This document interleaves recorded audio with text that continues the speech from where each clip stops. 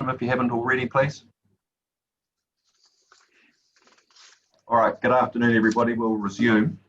I'm not sure whether to pass to you, Ms. Trenouth, sorry, or to you, Ms. Parham. I'll leave you to decide that amongst yourselves, and we're in your hands. Thank you. Thank you, Mr. Chairman. Ms. Parham here. Ms. Trenouth will lead the council presentation. However, before she begins, there are just 3 matters. Can you hear me? Very, I'm struggling. You're very, very distant. Maybe if you can just sit a little closer, or. Is that better? Yes, thank you. I think so far so good. Okay. That's better. That is better. I'll repeat that for the benefit of other people. Ms. Trenouth, the 42A report author, will lead the council presentation. But before she introduces her witnesses, there are just 3 matters that arise from the legal submissions that I would just like to briefly address the panel on. The first is the weight to be given to Waikato 2070. The second is whether the Waikato Regional Policy Statement gives effect to Part 2 in terms of the incomplete coverage, and that's to respond to the submissions of WRC and NZTA. And the third matter I'll briefly touch on is alternative sites. Could you just repeat what number 2 was again, please? Whether the RPS gives effect to Part 2 in terms of whether there's incomplete coverage. Thank you. Okay, thank you. So the first matter, the weight to be given to Waikato 2070, it appears that the parties APL, WRC, NZTA and Council accept that Waikato 2070 is a relevant strategy that must be given regard to under Section 74 of the Act. The difference between the parties obviously is the weight that's to be accorded to that document. Mr. Oliver for APL contends that Waikato 2070 should have significant weight, although he acknowledges that it should have less weight than the future proof, as parts of that are embedded in the RPS. Mr. Mayhew for NZTA and WRC disagrees it should be given significant weight, and the Section 42A report author agrees with Mr. Mayhew for the same reasons, primarily that it's not an RMA Schedule 1 statutory process. Council for WRC submits that it should have little weight, while Council for NZTA doesn't specify the weight that it should be given.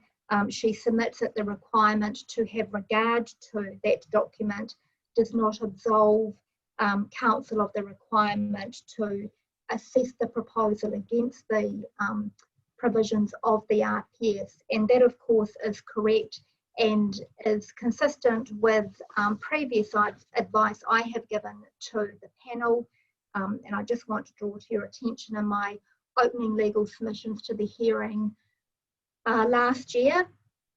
I submitted that the weight the panel gives to a non-RMA document must have regard to the hierarchy of the RMA planning documents.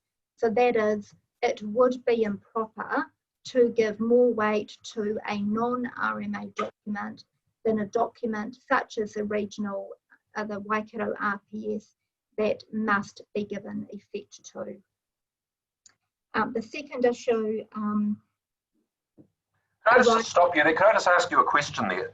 That's in terms of weight of the document, in terms of, but in terms of fact as opposed to the document itself, that's a matter of fact and degree, isn't it? Yes, well, have regard to means you must turn your mind to it. You must give it genuine consideration and thought, but at the end of the day, you don't have to follow it. No, but we can, in the event that there's an omission or something in the other document, and on the merits or on the balance or whatever way you express it, in having regard to it, we adopt it in preference to some other document that does have more statutory weight. Is that correct? Yes, you're entitled to give it the weight that you consider is appropriate, having regard to the relevance of that document. And it's not just necessarily the content of the face of the document, but the process that might have gone in behind that document to inform it. Okay, thank you. Just on that point, Ms. Poem, on that point, you got the RPS, which hasn't identified this area, and you've got this document, Waikato 2017, which does. So in that situation, what do you say we do in that situation? Sorry, Mr. Cooney. Sorry, we can't, you're better off without them, I think. Oh, sorry, I've just had some feedback that the mic wasn't working. Would you mind repeating that question? Yes, in terms of what the documents say, you've got the RPS that says, well, this area hasn't been identified. It's not one of the identified areas for growth. You've got your Waikato 2017, which says, yes, it does. It identifies the area for growth. Are you saying we can't, in that situation, what weight can we give Waikato 2070 in that regard? Well, in my view, you can give it weight, but the weight you give it should not be the same weight you give the RPS, which has gone through a Schedule 1 statutory process. You've got a situation where that the RPS was 2009, and you got this a very recent document. What do you say about that? Well, you have to take and yes, the RPS is somewhat out of date. We have to take the RPS as we find it, and in this case, I think the fact that it is a bit out of date, the National Policy Statement on Urban Development is likely to close some of that gap. Could I ask the question more directly? And this is hypothetical because we haven't formed this view. But if we said that the RPS as currently drafted doesn't give effect to the National Policy Statement, urban development, it's deficient or it's missing in action or it takes a slightly different approach. But we said based on the evidence, we think that Waikato 2070 pretty closely aligns with it. That's hypothetical, not saying that's the case. What would we do then? We would have to defer to the National Policy Statement, urban development, wouldn't we? Yes, and therefore give 2070 significant weight on its merits. Yes, because you must give effect to the NPS urban development. Sorry, we've lost you. Bridget? We've lost you.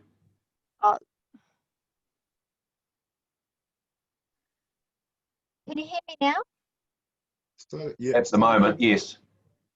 So even if if you find that there is a gap in the Can you put your microphone closer to your mouth, please, because we've lost you again. Sorry, one moment. We'll just switch. We'll sort this technically out.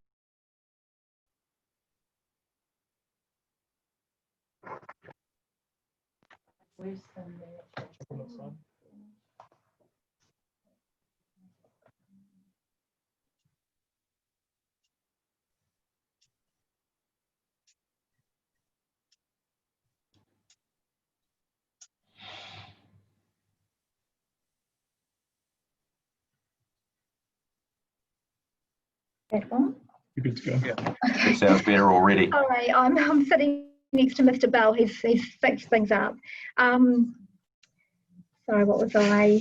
So we were just saying, in the hypothetical, if we formed the view that the RPS didn't give effect to the NPS urban development, and we formed the view that on the facts that 2070, Waikato 2070 did or was more closely aligned, we could then give 2070 by virtue of the NPS urban development considerable weight, couldn't we?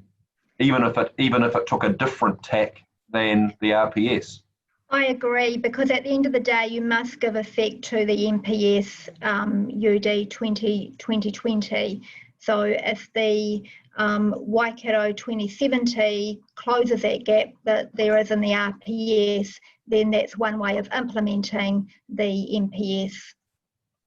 But it's not because of 2070 as a document, it's because of the evidence or the process and the information that was used to inform it, presumably. That's right. Okay, thank you.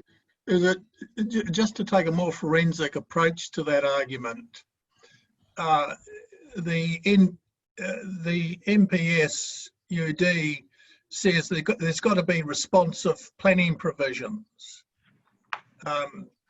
Policy 8, I think. Yes. The fact that the RPS is 2009 and you've got a recent study, does that give a grounds for giving that study further weight? The Waikato 2070? The Waikato 2070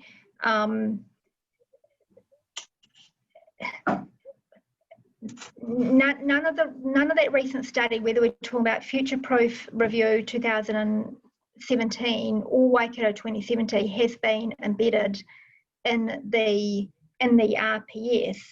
If you find that the alternative release of land in the RPS is not responsive enough to allowing unanticipated urban development at Ohinewai, then you're entitled to find that that the RPS does not give effect to the NPS because it's not responsive enough. Yeah, and I think that's a point I made earlier when I was discussing this with Mr. Berry, is that you've got to make sure your RPS is consistent with the NPS. And I think Mr. Lanning said, oh, well, it has got that out. It's got the alternative land release provisions. But they were framed back in 2009. We've got a clear direction from the NPS to say, hey, you guys, these documents have got to be responsive to planning, unanticipated demand and all that. That review hasn't been carried out yet as to whether the RPS is sufficient. So we're faced with this dilemma, and can we then say, well, okay, it doesn't appear to us to cover the field, and therefore we're entitled to look very closely at the Waikato 2070 document and even the Future Proof 2017 as well. Yes, and of course and remember that under 75.3 you must give effect to the NPS. So even if the RPS, to the extent that the RPS may have some gap, then that gap can be cured by assessing the APL proposal against the NPS, which you must do under section 75, subsection 3. Yeah, okay, thank you. Thank you, Ms. Parham. That's helpful. The second matter was just responding to a comment in the legal submissions for both WRC and NZTA, which with respect misunderstood my opening legal submissions to the panel last year regarding whether the RPS gives effect to part 2.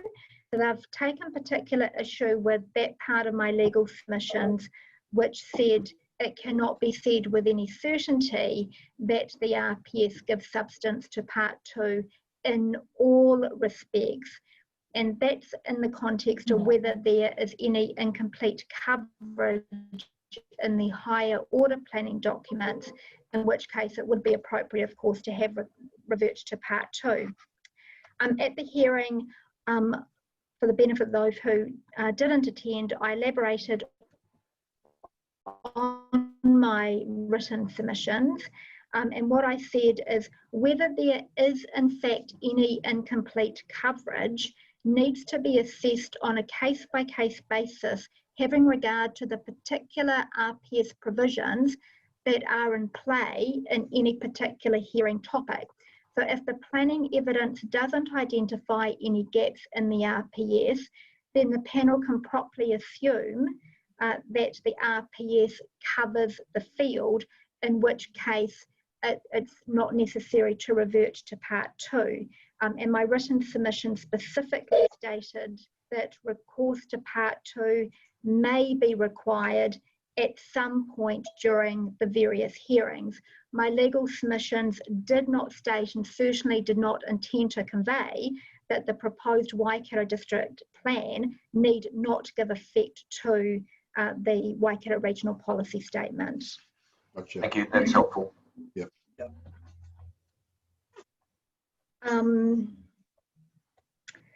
So just in terms of whether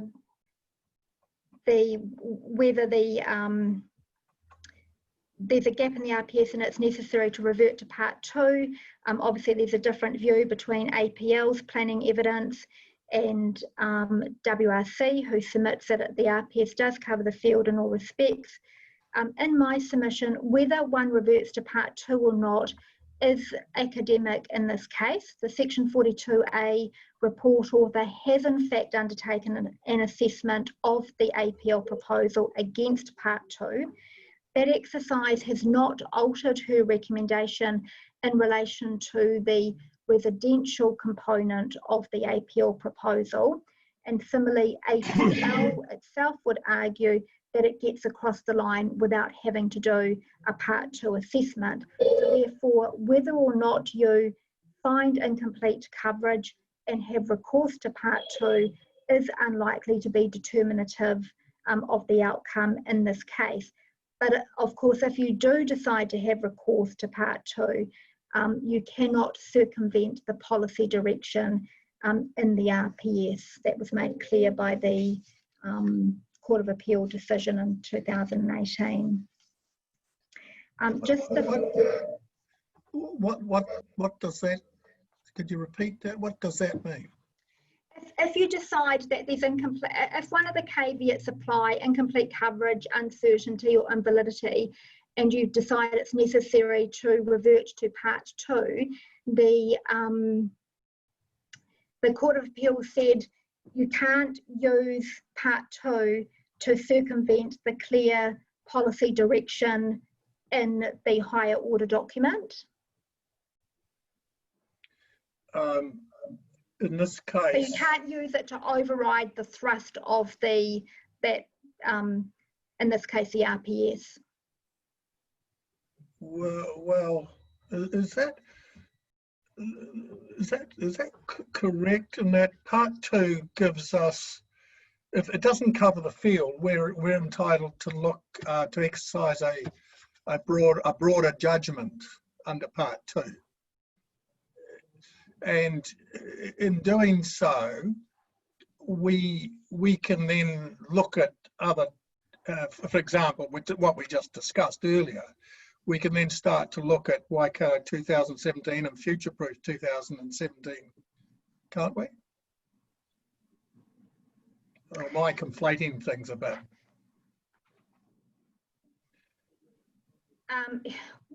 Otherwise, you could never. In regard to Waikato 2070, you're using that to, in effect, give effect to, in this case, the MPS UD 2020.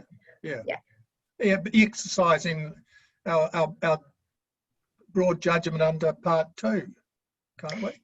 Isn't it, I just wonder if I'm understanding it correctly, isn't it a two-step process that you look at the RPS and say, is it inadequate? You then, the first port of call is the National Policy Statement, Urban Development, which sits above it. And it would only be in circumstances where both of those somehow or other were lacking, because they just didn't consider what we were looking at, for example, that we'd revert to Part 2. But I think Yes. what you're saying here is that Ms. Trinaut has reached her conclusion and she's considered both and come to the same conclusion. And Mr. Oliver says that the RPS alternative land release criteria are satisfied, so there is no gap in that respect. That's correct. Is that, yeah, okay. And I'm probably taking it a little bit step further, saying that the RPS may not cover the field. And I just pose this as a question. Doesn't cover the field. We look at the NPS, it says you've got to be responsive to planning, and the RPS has not been reviewed in that respect. So we then say, well, let's take part 2 and see, and when we exercise a broader judgment, that, okay, we can start looking at these other documents. And I just put that up as a proposition. What do you say about that? Of course, part 2 is primarily looking at the adverse effects. It doesn't really speak to the policy direction in part 2. So part 2's got the enabling provisions and then the management provisions, the reference to at a rate. So it's a matter of, I guess the proponents for the proposal will argue the managing element, the ones who oppose the proposal will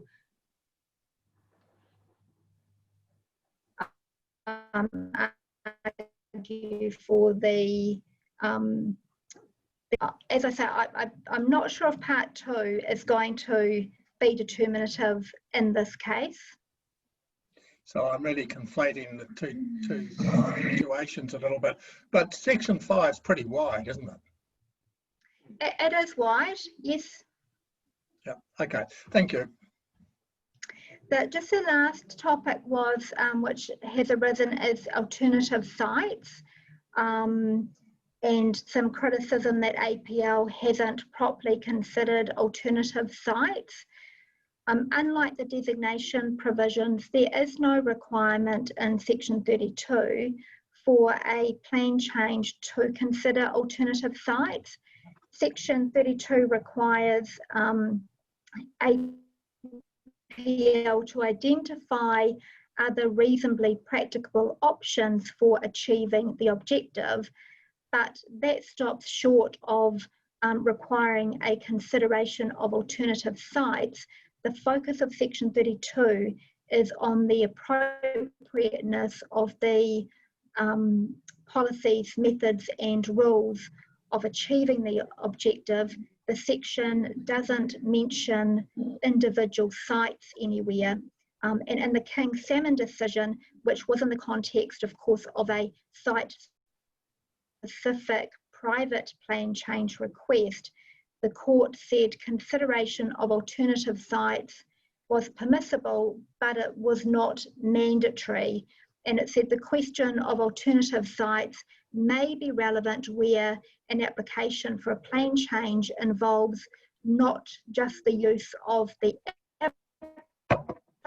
applicant's own land, but if they're wanting to use for a private commercial purpose. And that's, of course, not the case here. I also draw to your attention that the test under section 32 is the most appropriate test, and that does not mean the most superior method.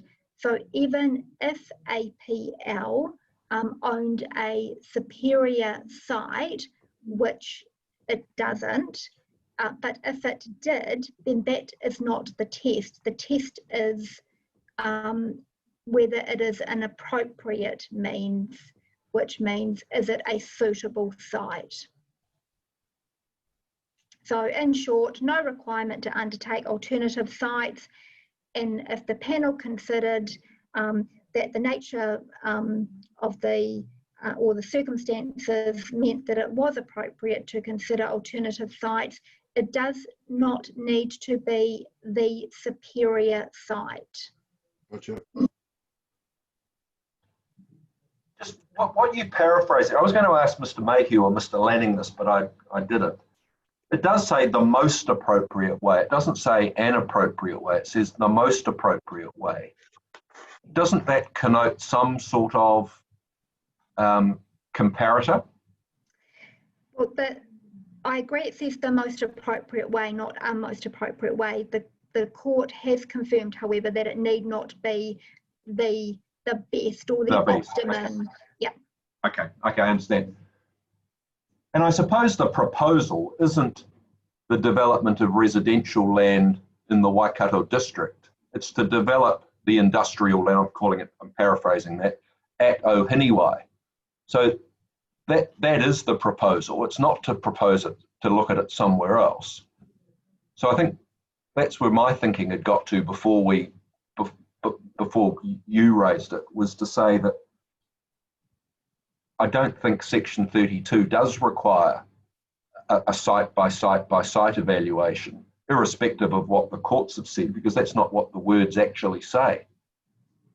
And I think you've just confirmed that, so that's helpful. I agree. It doesn't require a specific site assessment of alternative sites. Okay, thank you. No, that's very good. Thank you.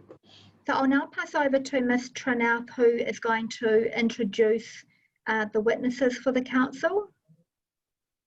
Thank you, Ms. Parham. Welcome, Ms. Tranauth. Kia ora, Mr. Chair and the panel. So I'm just going to introduce who I've got with the council team today, but I'll do my planning summary at the end. Once that's sorry, I missed some of that. Okay, I'll speak up. Can you hear me clearly? Yeah, it was more you were cutting out, so I don't know whether that's a microphone or an internet issue. It's probably an internet issue. But I'm just going to be, first of all, introducing the team for the council, and then I'll do my planning summary at the end as a wrap-up.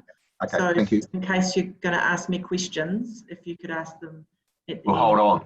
You're asking us to hold our horses. So with me today, I've got Mr. Matthew Jones on the topic of landscape and urban design, and he'll go first. Then I've got Dr. Douglas Fairgrey on economic issues, particularly residential. Got Mr. Jim Bradley for water and wastewater, Ms. Naomi McMinn for transport, and Ms. Jo Healy for social impact. We also have the Mayor is available if there are any questions in relation to his letter, separate from our team. And we have Mark Davey, who popped on the call earlier in the hearing, who's at the council to really respond to any questions about that discussion with APL about the MOU and funding and those kinds of issues. So just also to confirm, we did have technical advice from Ms. Megan Blackburn in terms of stormwater and flooding, which is addressed in the original Section 42A, and Mr. Derek Kemp in terms of economic, more business effects. They're not with us today because they were their issues were resolved, so we didn't think we needed to bring them along to the hearing. So the experts that are here have prepared some summaries and they're up on the website. Yes, we have those, thank you. Yeah, but they will be focusing on the issues that have arisen through the hearing, is what we're intending to do. So on that note, I don't know whether you would like to, whether there's any questions for the Mayor, if you want to start with that. I think we do have a couple, but I think we'd like to have those before you present at the end, so that he's had the opportunity to hear what the factual witnesses say. Okay, then in that case, I think Mr. Jones will kick off for the council team. I believe he's on the line. Yes, yep, I'm here. Kia ora, good afternoon, everyone. Good afternoon, commissioners. Good afternoon.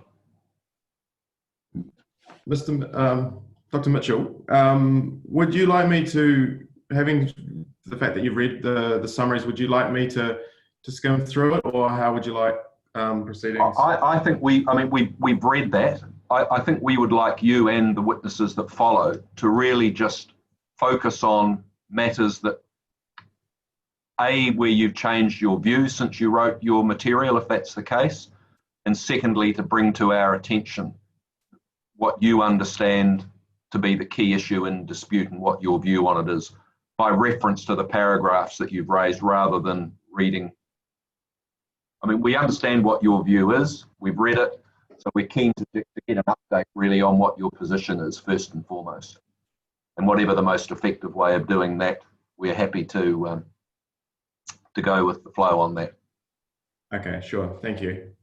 So, yes, as you're aware, I'm expert relating to landscape visual and urban design matters.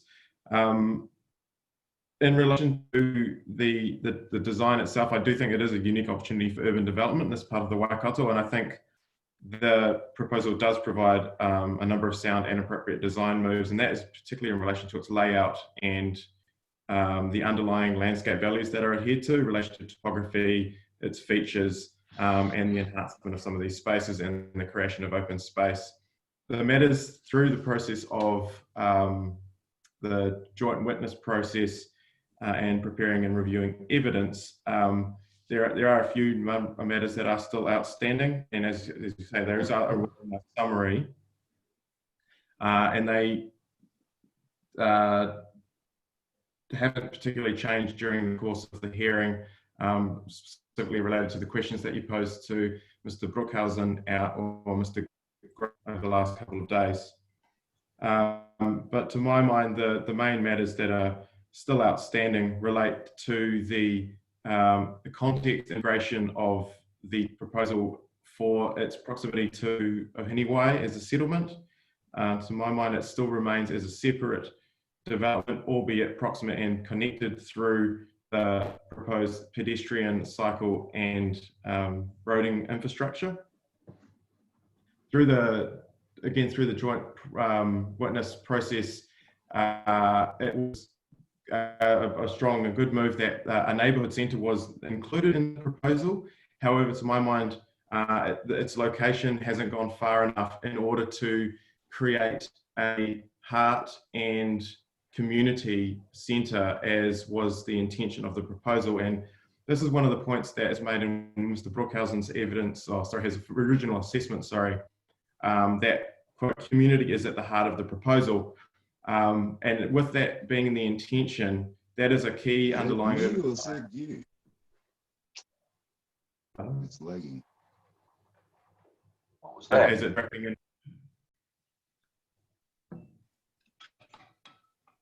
Sorry, we lost contact. No, there was.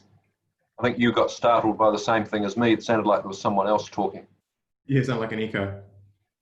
That's right, I'll continue. I was just relating to the underlying principle for the that APA was running, which was the community being at the heart of the proposal. And is that was a key urban design principle that should be pushed and promoted. But to my mind, it hasn't gone far enough in relation to its location. Yes, industrial, business, residential zoning, but the location of the neighbourhood centre should accommodate living and working, absolutely. But in relation to its purpose of being a hub for facilities and amenities, that it needs to be for the hard community, not purely for solely for economic benefit. And to my mind, that's why I'm recommending that it would move in its like further towards to the east, more in the residential area, which would give it a greater walkable and cycling connection, which gives it a number of choices for transport options. And to that end, the residential component, which has a density, which I still believe is inappropriate, the community centre will go on to provide a higher amenity and better amenity outcome from an urban design perspective in relation to providing that proximity beyond just providing density on areas of open space or or proximate to the wetland areas toward the east. In relation to the potential future development form, I note that within the provisions that are provided, there is reference given to urban design guidelines, and also, well, there's actually 2 documents which relate to urban design guidelines, which provide a very good steer as to where the anticipated form and development, built development would result. However, there's not a particularly high number of quantitative measures that are relating to that, which would give it surety that that would be the intended outcome. And on that note, I'm curious to know, I was curious to challenge that given that there's unsurety of some quantitative measures, how can council be sure that those intended outcomes are going to be the case? And this is particularly related to residential form.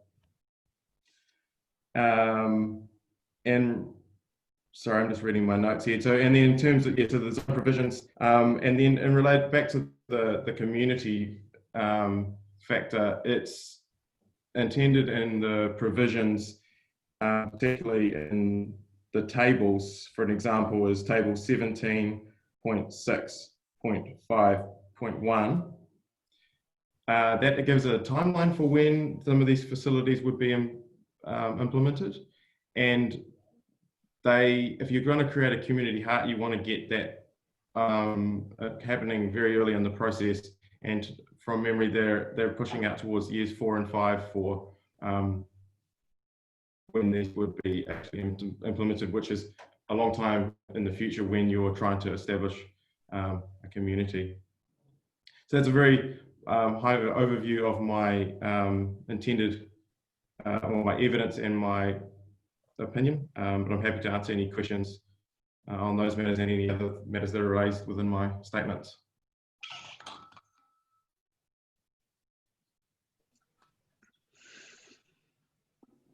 Sorry, I muted myself to make sure that we weren't all echoing around the place in case it was coming from too many people on the call. Thank you, Mr. Jones. That's helpful, and that's helpful amount of detail and focusing just for those that follow. I think that's been very helpful. Let's just see if there's any questions for you. Mr. Fulton? Thank you, Mr. Jones. I think you made it very clear. Thank you. Appreciate that. Mr. May? Nothing from me, Mr. Jones. Thank you. Mr. Cooney? No, thank you, Mr. Jones. Thank you. I've just got one question, Mr. Jones. If you compartmentalise your concerns into 2 categories, one being fundamental flaws in the proposal, being one, and the second being matters of design detail that should be addressed in order to make the proposal acceptable, if you understand the distinction between the 2. Which are the ones in the first category, if any, that says this proposal will not work because of what? Yeah, I understand the question. The straight answer is there are no fundamental flaws. However, to create the best urban environment with the highest amenity, it is a design refinement required, and an additional level of detail that will give that surety to a consenting authority, but also the council in the future for what the intended outcome will, reword that, so that ensuring that the intended outcome is what is built. Okay, thank you. No, that's very helpful. Thank you very much. I have no further questions, and I think we've gone through the panel. So thank you very much, Mr. Jones. No problem. Thank you. So next we have Dr. Douglas Fairgray on economics.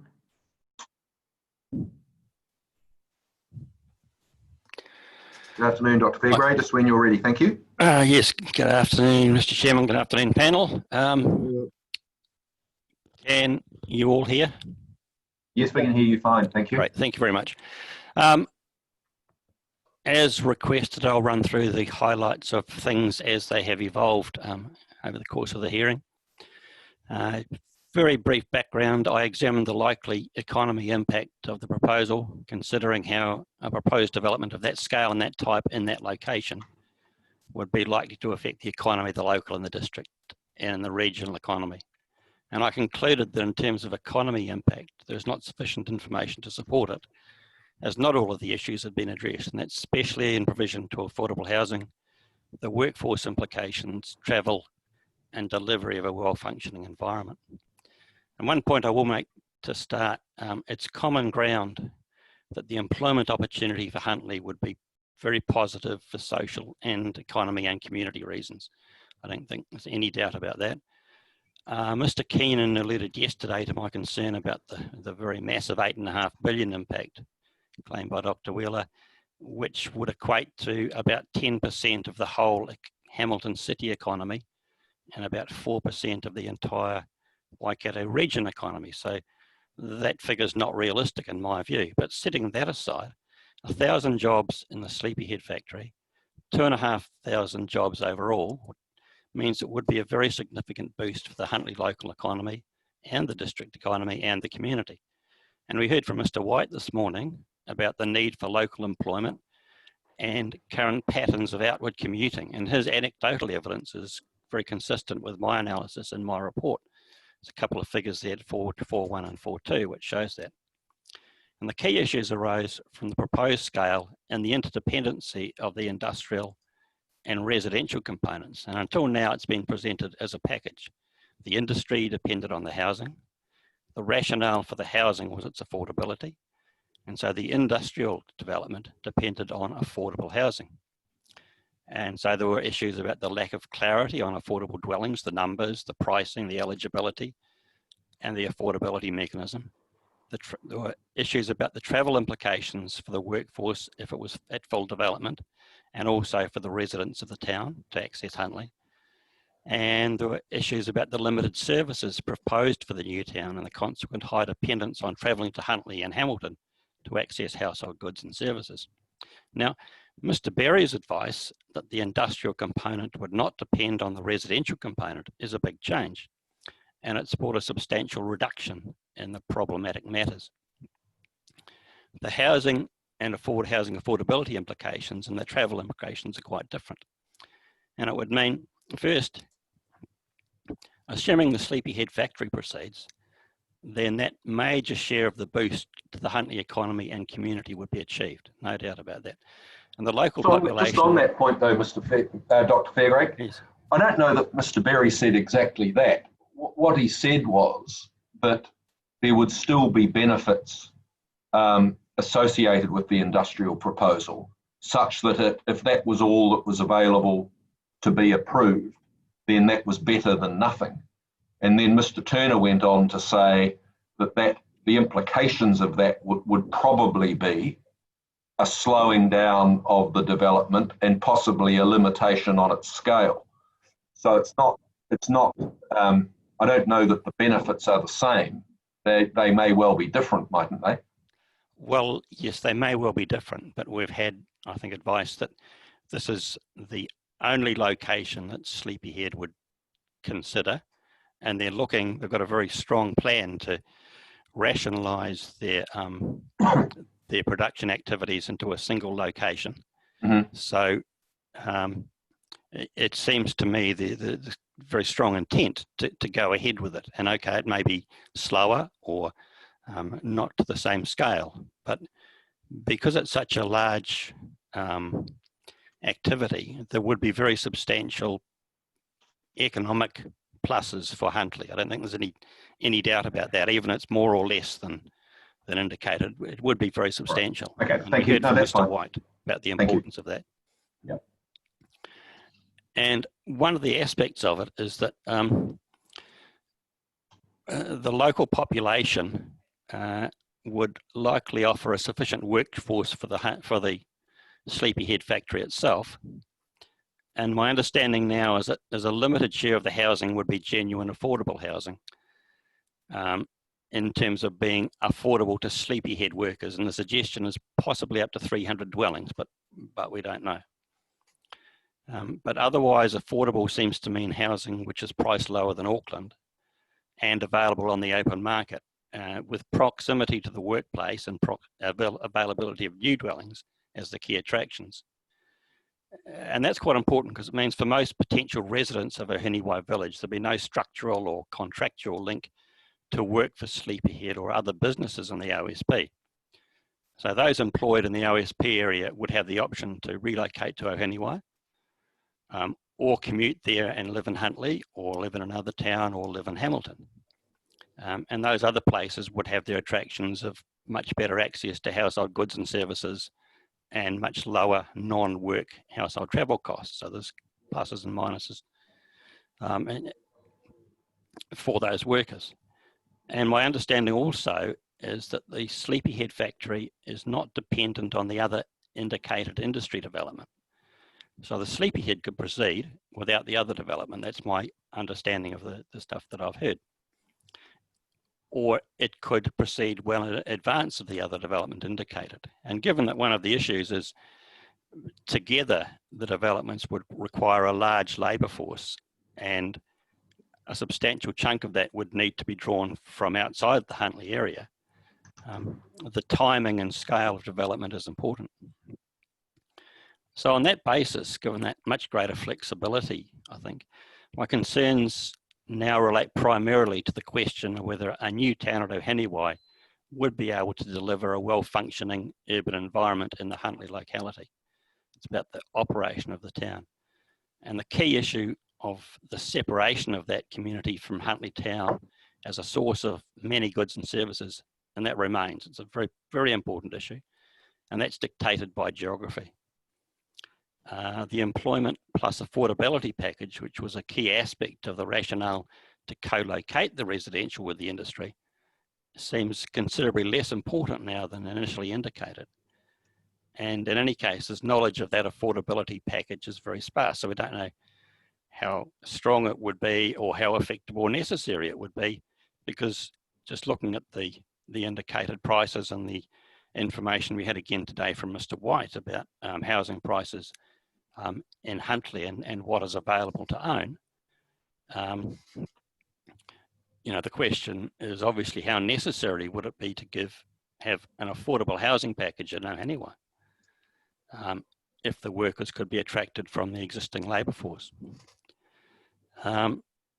So from that point of view, my concerns, as I said, primarily relate to the question of whether you could have a well-functioning urban environment in the Huntly locality, which brings us straight into the NPSUD.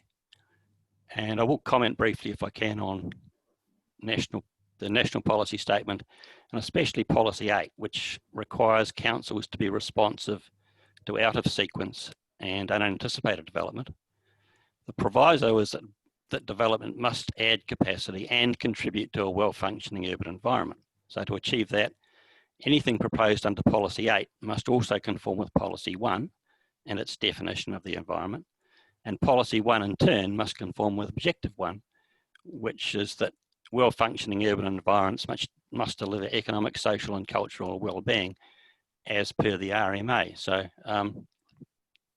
there's a strong, if you like, trail of requirement there in terms of the necessity to have a well-functioning urban environment if you're going to have out-of-sequence or unanticipated development in exactly the same way as you'd have to have a well-functioning urban environment with development which is planned and fully anticipated. And I think there's been a number of comments from other witnesses as well as myself about the prospect that the new town would likely struggle to be part of a well-functioning urban environment. It'll be highly dependent on Huntly and Hamilton. Huntly, whatever the distance is several kilometres away. Most of the needs would be met in Huntly rather than locally. And the employment opportunities other than the factories for Ohinewai town residents would be limited. And if I may make one final point, which you can, is the whole question under the NPS of unanticipated development in regard to the RPS. And I would say that all sorts of development are anticipated in the RPS, and multiple locations are identified as being suitable for development, and it's got provisions to ensure that any activity which is proposed can be assessed according to those provisions, irrespective of where and when they're proposed, and irrespective of where or whether they're in a plan or out of it. The evaluation provisions, I think, are very strong. So that's all I'd like to say on that. Thanks, Dr. Fairgrave. Let's see if there's any questions. Mr. Mark? None from me, thank you. Mr. Fulton? Yes, no, thank you. Mr. Cooney? Yeah, thanks for that, Mr. Fairgrave. Yeah, I followed your reviewed evidence that you presented here today in view of the concession that maybe the industrial component could be a standalone component. But that leads me to the simple question is, what is the downside of having the residential development associated with the industrial component? And I'm talking from an economic perspective. Well, the downside is the disconnect between that residential location and the functional relationship with Huntly. And we heard from prior the whole issue of whether alternative locations need to be considered under Section 32. And I would have to say that location is a critical aspect of any effects. You know, where things happen is a critical aspect as much and as critical as what happens. So the issue here is that the proposed location for the town is relatively remote from where people in the town would be needing to draw most of their goods and services.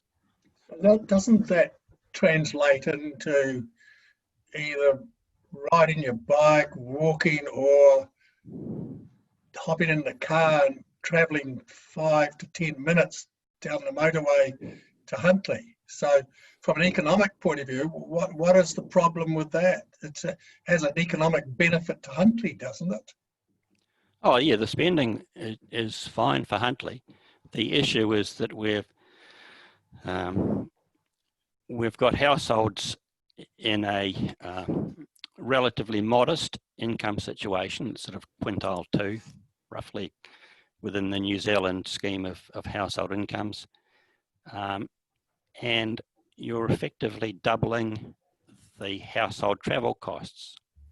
You know, I've had a look at the household expenditure details for households earning in that income range. The travel implications, as well as the time, and not even counting the time implications, but the travel implications are a very strong effect. And so I would expect that to be quite a disincentive. But not only that, I mean, if those sorts of negative effects and emissions and all of those sorts of things can be avoided, then it makes sense to do so, which brings us back to the whole issue of, you know, location is always critical. You've got to get things located in appropriate places. Throughout towns and cities throughout New Zealand, you hop in your car or you ride your bike or you walk to services that may be a reasonable distance away, to supermarkets, for example. You think of the suburbs in Auckland and Tauranga and those places. So what is the real distinction there? Well, I think, in economic terms? well, in economic terms, again, it comes back down to the cost to households and the operation of those households. You know, as people, we have a finite time budget and we have a finite money budget. If we can do things conveniently, then we do them. And there's evidence for Africa, I think, about people seeking to do things as efficiently as possible in terms of their time and in terms of their money expenditure. That's the way we organise. That's why we have cities and towns, and that's why we co-locate, so that we can minimise our transaction costs and minimise the costs of doing things in order to achieve the benefits we get from doing those things. So if we can do things at the lowest cost, or certainly not at a high cost, then we're much better off. Okay, thank you. Thank you. You raised the question of the national policy statement on urban development, and I'll raise it now because you've raised it, and probably more importantly so that Ms. Tranouth can think about this between now and when she gives her summary, but I welcome your views. You've referred, as has been referred to a number of times in the hearing, about Policy 8. And I just want to take you to the specific wording of that, because your proposition, and I think the District Council's proposition, is that the development at Ohinewai as a standalone town needs to be a well-functioning urban environment in its own right. And I would suggest to you that that's not what Policy 8 says at all. It says local authority decisions affecting urban environments are responsive to plan changes, and contribute to well-functioning urban environments. So they don't have to be perfect. They don't have to be looked at in isolation. It's got to make a contribution to urban environments in the broad. So doesn't that enable a consideration of, overall, there is a good quality urban environment being created here. Some parts of it aren't perfect. There are some pros, there are some cons, but if overall there is a good quality, a well-functioning urban environment, and it's in the broad, isn't that all the policy seeking to do? It doesn't say that every street and every little hamlet and everything else has to be perfect, does it? No, and certainly doesn't say that.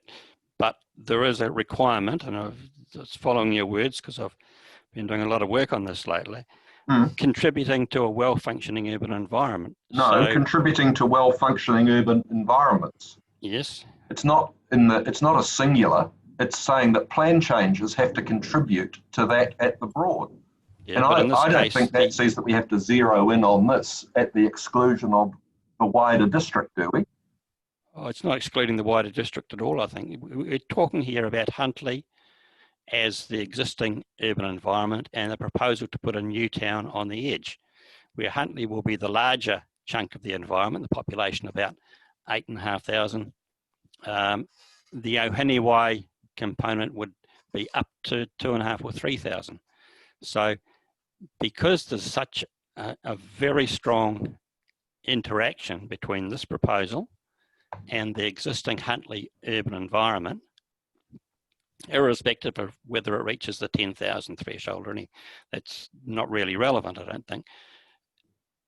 As an urban entity, Huntly plus Ohinewai, I don't think there's any way you could, it would be very difficult to describe that as a well-functioning urban environment, given the level of interaction necessary between the two and the low level of service provision as proposed within the Ohinewai component. So you're building into the structure a need that Ohinewai will depend on Huntly to meet most of its needs. And it's setting aside the other issues in terms of demand on the expressway and so on, just in terms of taking the whole wider area and the urban environment of that whole Huntly wider area, the Huntly locality, I wouldn't see it as a well-functioning urban environment. Take that same approach. That says that you couldn't do any development in, say, the Ohinewai, Millwater, Silverdale area of Auckland, because the roads get clogged up and so on and so forth. It's got to be looked at a scale that looks at what that contribution means in the broad, surely. It doesn't say that. Certainly do, but you wouldn't say, I don't think you can mount an argument that you wouldn't do any development at Ohinewai or Millbrook. I mean, up at Ohinewai, you've got a wide range of services for households, their retail needs, their services needs and so on, which are available locally. And Ohinewai is at such a scale that that area is relatively, not fully, but relatively self-sufficient. So But if you are going to have urban development, Milldale isn't. It's on the opposite side of the motorway with no services at all. It's just a great big subdivision. yeah, but it's relatively adjacent to Ohinewai. Well, And no, that's it's not. It's about 6 kilometres away by road. It's not on an expressway, but it's miles away. Yeah, but there's provision for 3 local service centres in Milldale, is my understanding. Okay, I won't belabour the point anymore, but I do want to raise policy 1 as well, which you've referred to, and it talks about having good accessibility between jobs, homes, and so on and so forth. It doesn't say it has to be the most efficient, the best, the most perfect. And it just seems to me that you're drawing a very high bar in terms of saying that unless this meets gold standard for everything, it somehow falls foul of the NPS urban development. And I don't know that it does do that. It also says, support reductions in greenhouse gas emissions. It doesn't say that there has to be gold standard in relation to those either. I'm not seeking a gold standard, I'm sorry. I would say that the point I made before, just a very simple indicator, travel costs for people in this proposal would be about double. That's quite an important thing in terms of accessibility. Double from where to where? Double the average.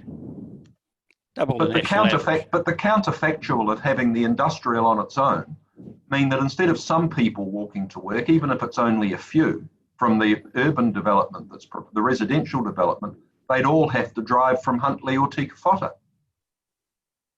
Yes, but that's about 15% of their household travel. I think Ms. Loynes pointed that out. So, household travel is, households are the unit we look at in terms of travel efficiency. And journey to work is an important part of that, but there's lots of other components of household travel. No, I accept that. I guess my proposition is, though, that it is a matter of fact and degree. This is not definitive in terms of saying, because a proposal doesn't tick every single box in the ideal way possible, doesn't mean to say that it's inconsistent with the national policy statement on urban development. Do you agree with that? I would agree with that, but I would also say that if you asked me, as you seem to be now, would I say that this is contributing to a well-functioning urban environment? And find it very difficult to support that. Okay, no, I understand that, and that's a fair conclusion for you to draw. Yes.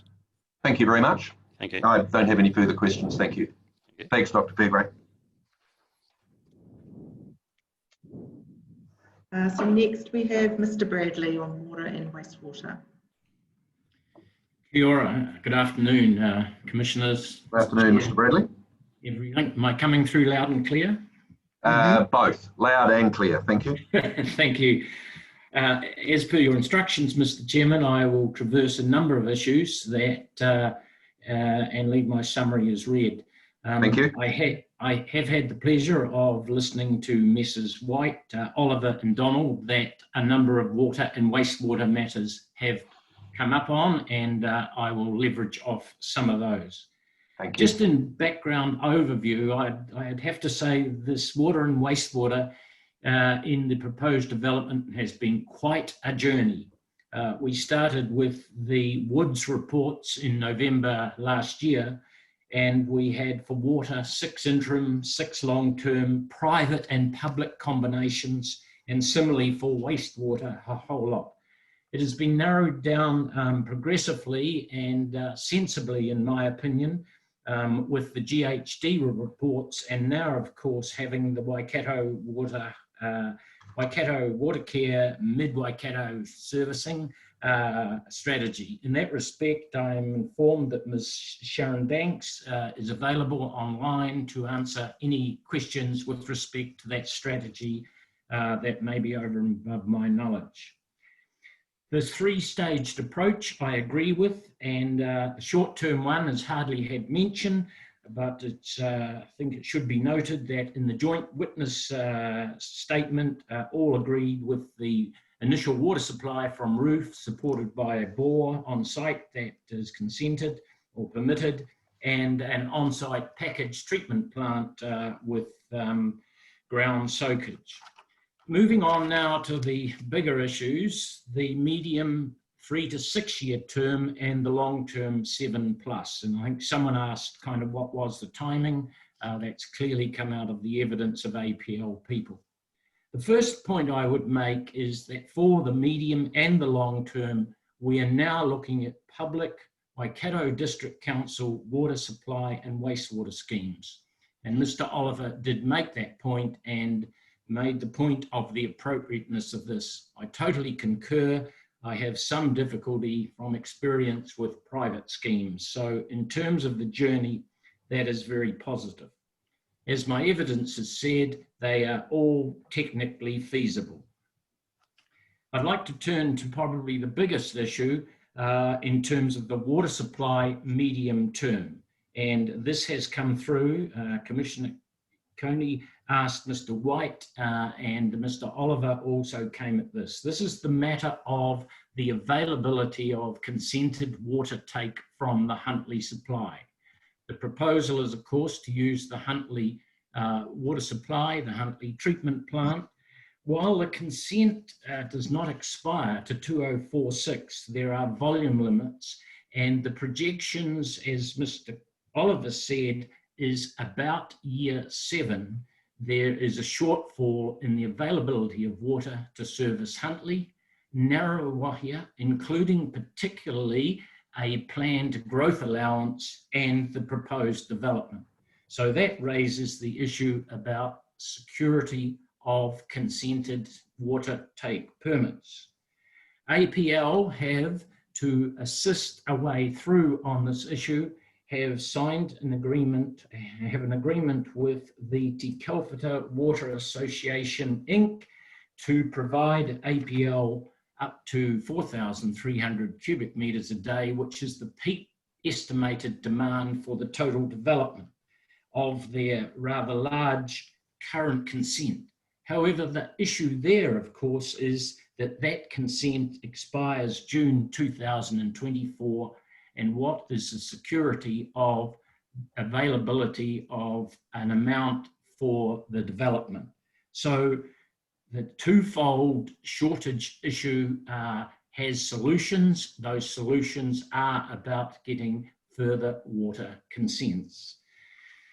The long-term water simply solution coming through the Mid-Waikato servicing strategy aligns with the medium term, providing, of course, that consented issue is fixed, and it continues to supply the water from Huntly, then turns to a supply from a new intake treatment plant in Te Kauwhata. That's part of the water care strategy. That, of course, is contingent in the future on new water take for Te Kauwhata. Have a pause. In terms of wastewater, Mr. Chairman, Commissioners, we again look at the medium term, the 3 to 7 year term, and we traverse this briefly in Mr. White's evidence. The key issue here is, or the starting point is, there is much more than adequate volumetric allowance in the current Huntly consent, which expires in 2029. The difficulty, as we said, the dilemma, the issue is the non-compliance, particularly in respect to suspended solids. And we mentioned on Monday nitrogen. It's nitrogen in the form of ammonia, mostly, the non-compliance. The joint witness statement on water and wastewater clearly records that all parties were strongly of the opinion that the non-compliance needs to be fixed before the proposed development joint, and of course during the period up to expiry in 2029, compliance would need to be considered to be met. And so compliance before accepting proposed development in short. And the joint witness statement, as I said, covered that. For the long-term wastewater, the proposal in the strategy is a new advanced treatment plant at Huntly near the existing plant. And the strategy clearly said and makes it very clear this would be expected to be a much higher quality and an advanced plant. And interestingly, the strategy has developed its basis and its estimated cost on a membrane reactor type plant, that is with the very fine membranes, 0.04 microns, a biological nutrient removal plant for nitrogen and some phosphorus, chemical phosphorus removal, and UV disinfection. And interestingly, that is the same type of plant as recently was consented for Pukekohe, which is the highest or the tightest standards on any Waikato River discharge, as far as I'm aware, and I've been involved in many of them. And I was deeply involved in that particular proposal.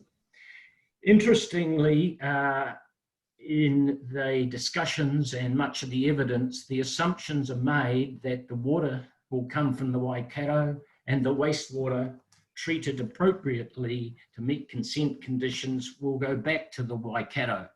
Of course, under the RMA, we have the requirements in the body of the Act and the fourth schedule for alternatives assessments. So that I think that is very important, and working in this field throughout New Zealand, the importance of those alternative assessments cannot be underestimated. Deeply involved in one for Palmerston North, for example, at the moment. It was interesting in the Pukekohe consent, where I was engaged by Watercare, that the commissioners, in their decision to grant a 35-year right, maximum under the Act, of course, and the first in the Waikato region for a treated municipal wastewater, the commissioners went to the point that the alternatives assessment was over and above what was required. In other words, it got a big tick. So going forward for future consent, particularly when Huntly expires in 2029, it is, as I think I said in the joint witnesses meeting, it is somewhat a new ball game. The other point I would like to make in respect to, two more points, in respect to Mr. Donald's comments this morning on not only consent conditions, but best for river. It's not come through loudly in the case, but it is well recorded in the GHD reports or memos for APL, the major Waikato subregion / future-proof 3 waters strategy.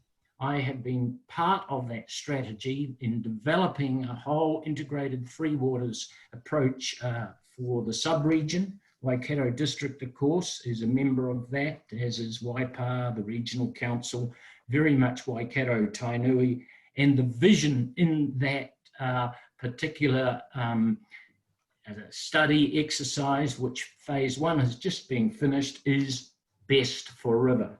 So I'd just like to put that point, and that of course comes up very much in consenting. Mr. Chairman, my final comment is that, and I will read it from my summary, planning provisions need to be put in place that restrict proposed development in the medium and longer term until the necessary water take permits and wastewater discharge consents required to service the stages 2 and 3 are granted. And as I took the comments from Mr. Oliver, I'm absolutely sure he and Mr. White said the same thing, maybe in different words. Thank you. Thank you, Mr. Bradley. Let's just see if there's any questions. Mr. Fulton. Yeah, Mr. Bradley, just when you're talking about the water takes and you're talking about the water takes to supply APL's industrial factory, is that the key to it, or is it the residential segment of it? Because my view would be the residential segment won't make any difference where people live. The water take will be the same, but you're talking about the factory. Is this where I'm reading that right? Very good question. And the development proposed before us has the residential. So the take comments I made were for the development, but if the residential went, for example, to Huntly, it doesn't make any difference to the amount that you're going to take. Right, okay, thank you. It might make a difference whether you take some or more or less at Te Kilwhata under the long-term proposal of strategy, or take more at Huntly. The other interesting thing from the figures in the Woods reports, the domestic proportion is roughly about 40% of the total. Oh, thank you. Thanks, Mr. Bradley. Thank you, Mr. Mark. Just one question, Mr. Fairgray. You referred to a new plant that's under the Mid-Waikato strategy, and how that would be aligned with the latest consented wastewater treatment plant up in, did you say Tuako, up around Tuako? No, interestingly, downriver at Pukekohe, and in fact a tidal reach. How would a new consent compare to that? That is over to the consent process, and of course the environmental effects study will determine what standards are needed. But it's interestingly in the water care strategy that the plant type described is the same as the Pukekohe recently consented plant. And what was the cost of that? Are you able to share? I cannot offhand. Water care could. It's in the tens of millions. Okay, thank you. Thanks, Mr. Mark. Mr. Kearney. Thank you, very clear. Thank you, Mr. Bradley. Thank you. Just a couple of questions from me, Mr. Bradley. Has the Mid-Waikato strategy, has that looked at costs and funding? It has prepared estimated capital, operating and net present value costs from reading the report, and to my knowledge has not looked at in any detail funding. It is interesting, however, in the agreement that was referred to between APL and Waikato District, there are some comments about the funding approach. Do you anticipate that having a significant new player in town of the likes of Ambury, bearing in mind that they will add to the need for capacity but also have the ability to contribute to costs, on balance, and I know this is somewhat crystal ball gazing, which would be preferable, to have the status quo in terms of community growth and the need to put a plant of this nature in place, versus saying there's another new player in town that needs a bit of extra capacity but presumably the ability to help fund? Is there a sweet spot on those two scenarios? I think I could sum that up, Mr. Chair, by economies of scale, by and large. Larger means lower cost per unit, per cubic metre, by and large. In this case, though, you've got to not only look at the plant itself, but the conveyance. Although I will make the point that in terms of comparing with conveyance line lengths around New Zealand, Ohinewai to Huntly, and the Huntly current site is on the Ohinewai end, it's not a biggie. Okay, all right, thank you. And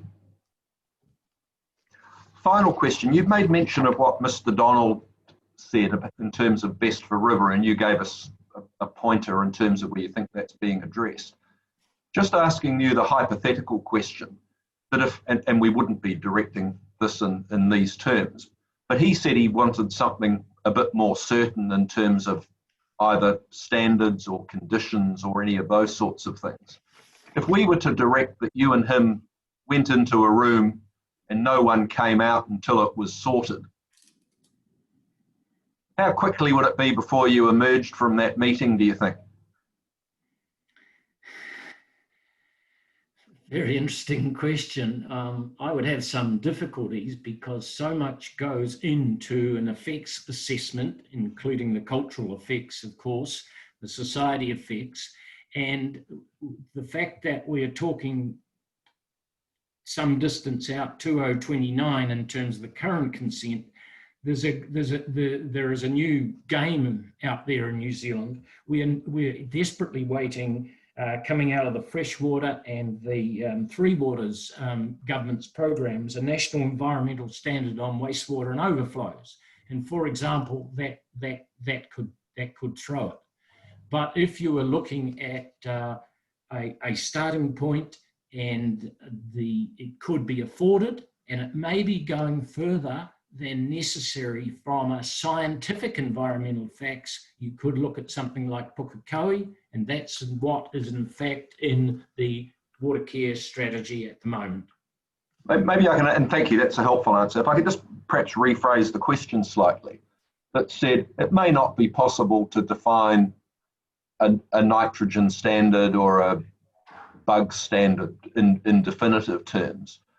But if there was some sort of memorandum of understanding that talked about principles, that made reference to best endeavours to ensure, you know, something or other, do you think that from what you heard from Mr. Donald, that there's room for a conversation to be had around what the outcome might be? Because I took from him a very positive comment that said they don't want to stand in the way of this development. They just want some surety that the outcome will be appropriate. And he gave us his take on what that would look like. But he also referred, I think, to the Pukekohe plant and talked about that being a success story. Do you not think that there's some way of bringing all of that information together in a way that might result in either a consensus view or something that's pretty close to it?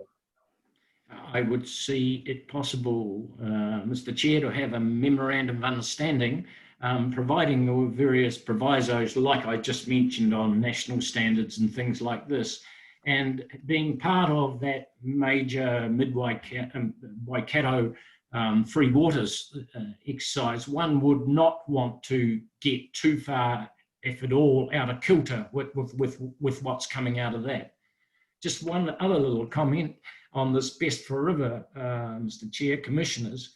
I was deeply involved in the current Hamilton wastewater consent some years ago now, and in working with Waikato Tainui, we came up with the vision of that as Best for River.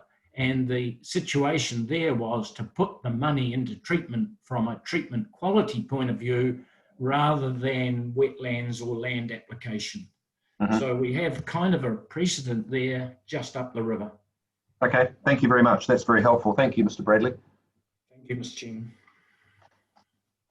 Ms. Trinouth, I think maybe now's probably a good time to take our afternoon break.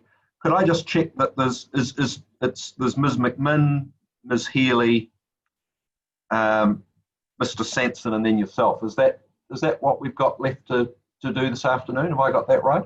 That's correct, sir. Thank you. And that's the order? Yes, sir. All right. Well, let's take till 3 o'clock, and then we'll resume. Then, and same drill as before, if people could just silence their Ms. Trinouth here. Good afternoon, everyone. I think we're ready to resume. So thank you. Ms. McMinn, just when you're ready, please. Sorry, so before Ms. McMinn starts, can I just confirm whether you had any questions for Mark Davey or Sharon Danks from Watercare, who's also on the line? If not, they might want to go. Sorry, I didn't. I misunderstood you earlier. I thought I don't. Does anyone in the panel have any questions? Of them? No, I don't. No, I don't either. No.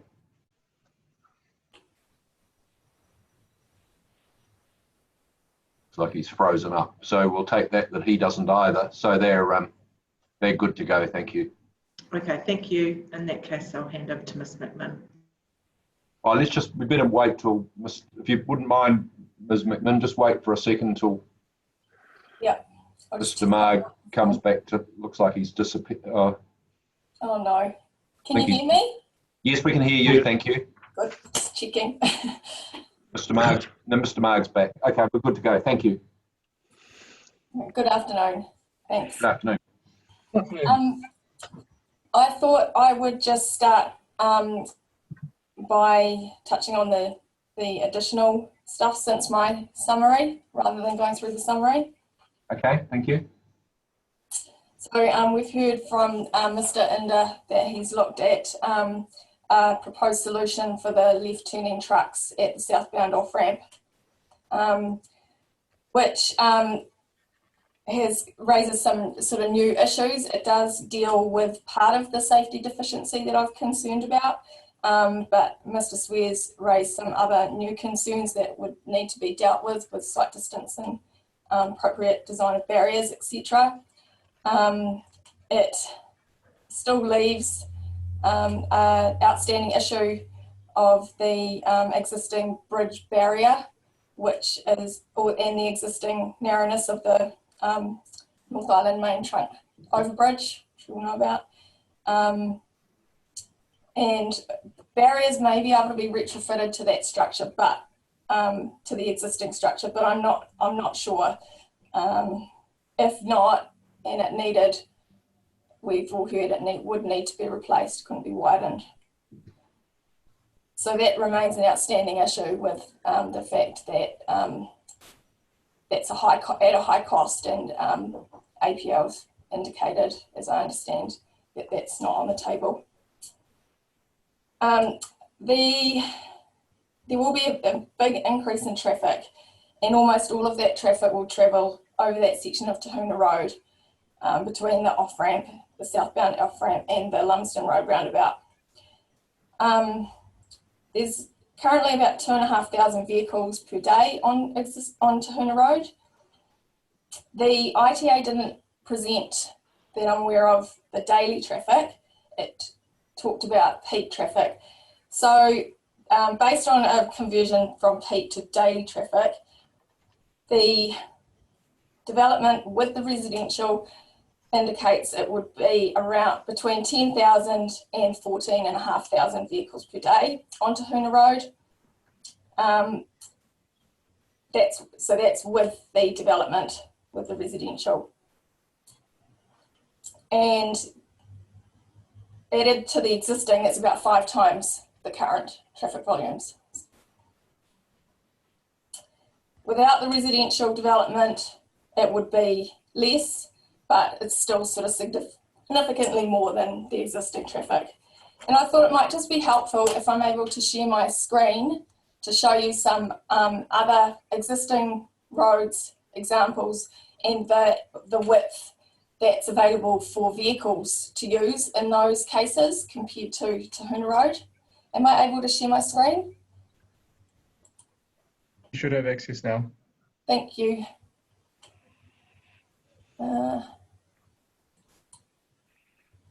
Screen 2.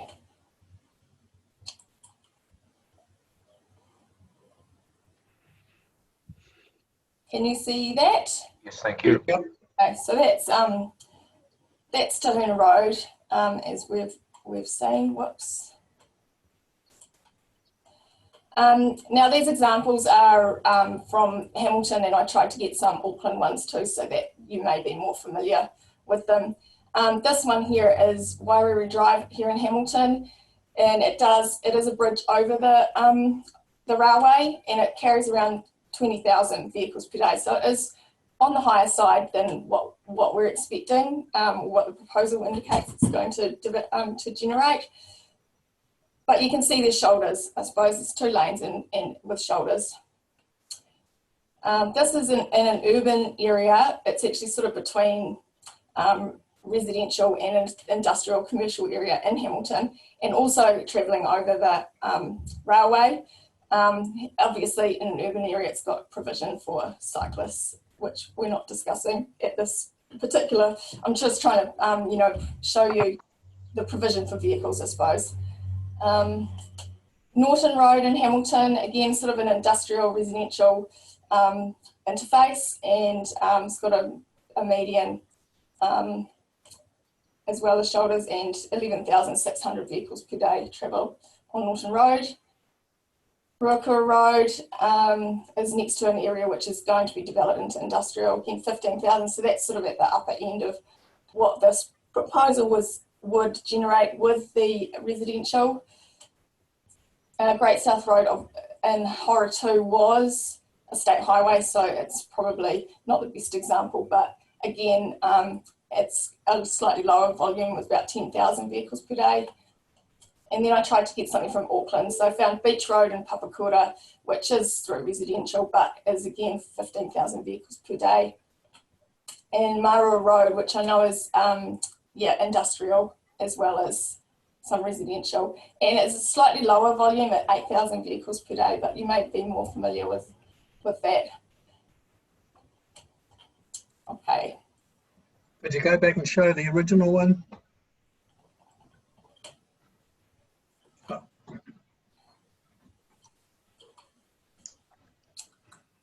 Thanks. Sorry, how do I stop share? Okay.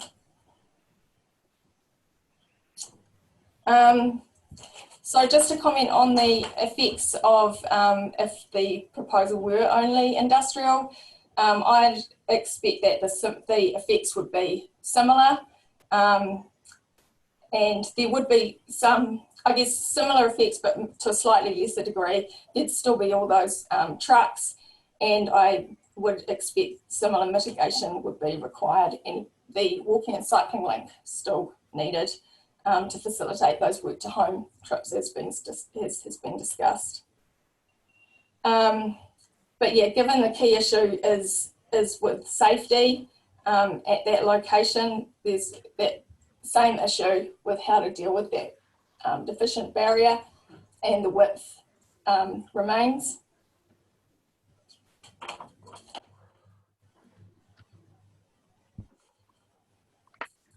And I don't think I had anything else specific. Really, everything else was in my summary. So. All right, thank you, Ms. McMahon. Let's just see if there's any questions. Mr. Fulton? Yeah, just that bridge. It's a very slow traffic environment though, isn't it? And it could be engineered down to a very slow traffic environment because of its narrowness and a lot of turning traffic there. In terms of slow speed. In terms of speed, yeah. Yes. The narrowness of the bridge, I guess, would deal with that or manage that to some extent. It would keep speeds down, but I guess I'm just trying to. It doesn't, to me, the Tahuna Road cross section doesn't meet the district plan requirements for an arterial route carrying that much traffic. So whilst you do want a low speed, you're still facilitating trucks. It's effectively a short link from the expressway to the development. So you still want to be able to facilitate efficient access for those vehicles. And safe. I mean, I'm focusing on safety. Yeah, okay. But it doesn't qualify now, does it? Even for the volume of traffic on Tahuna Road without the development. Is that right? It's an existing issue, yes. So it wouldn't qualify now? I agree with you. It wouldn't qualify now. Okay, thank you. Doesn't meet the standard now, yeah. Okay, thank you. Mr. Mark?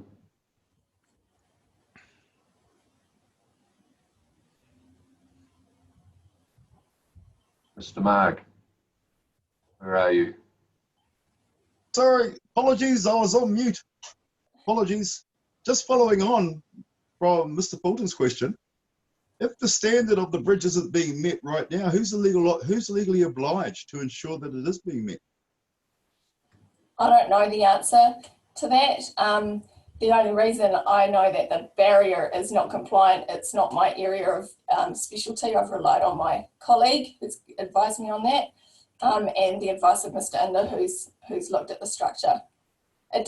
We know it doesn't meet, like if it was to be upgraded, he's raised that it would need to be higher to meet the electrification and other newer requirements. So it's just that it doesn't meet the current standard.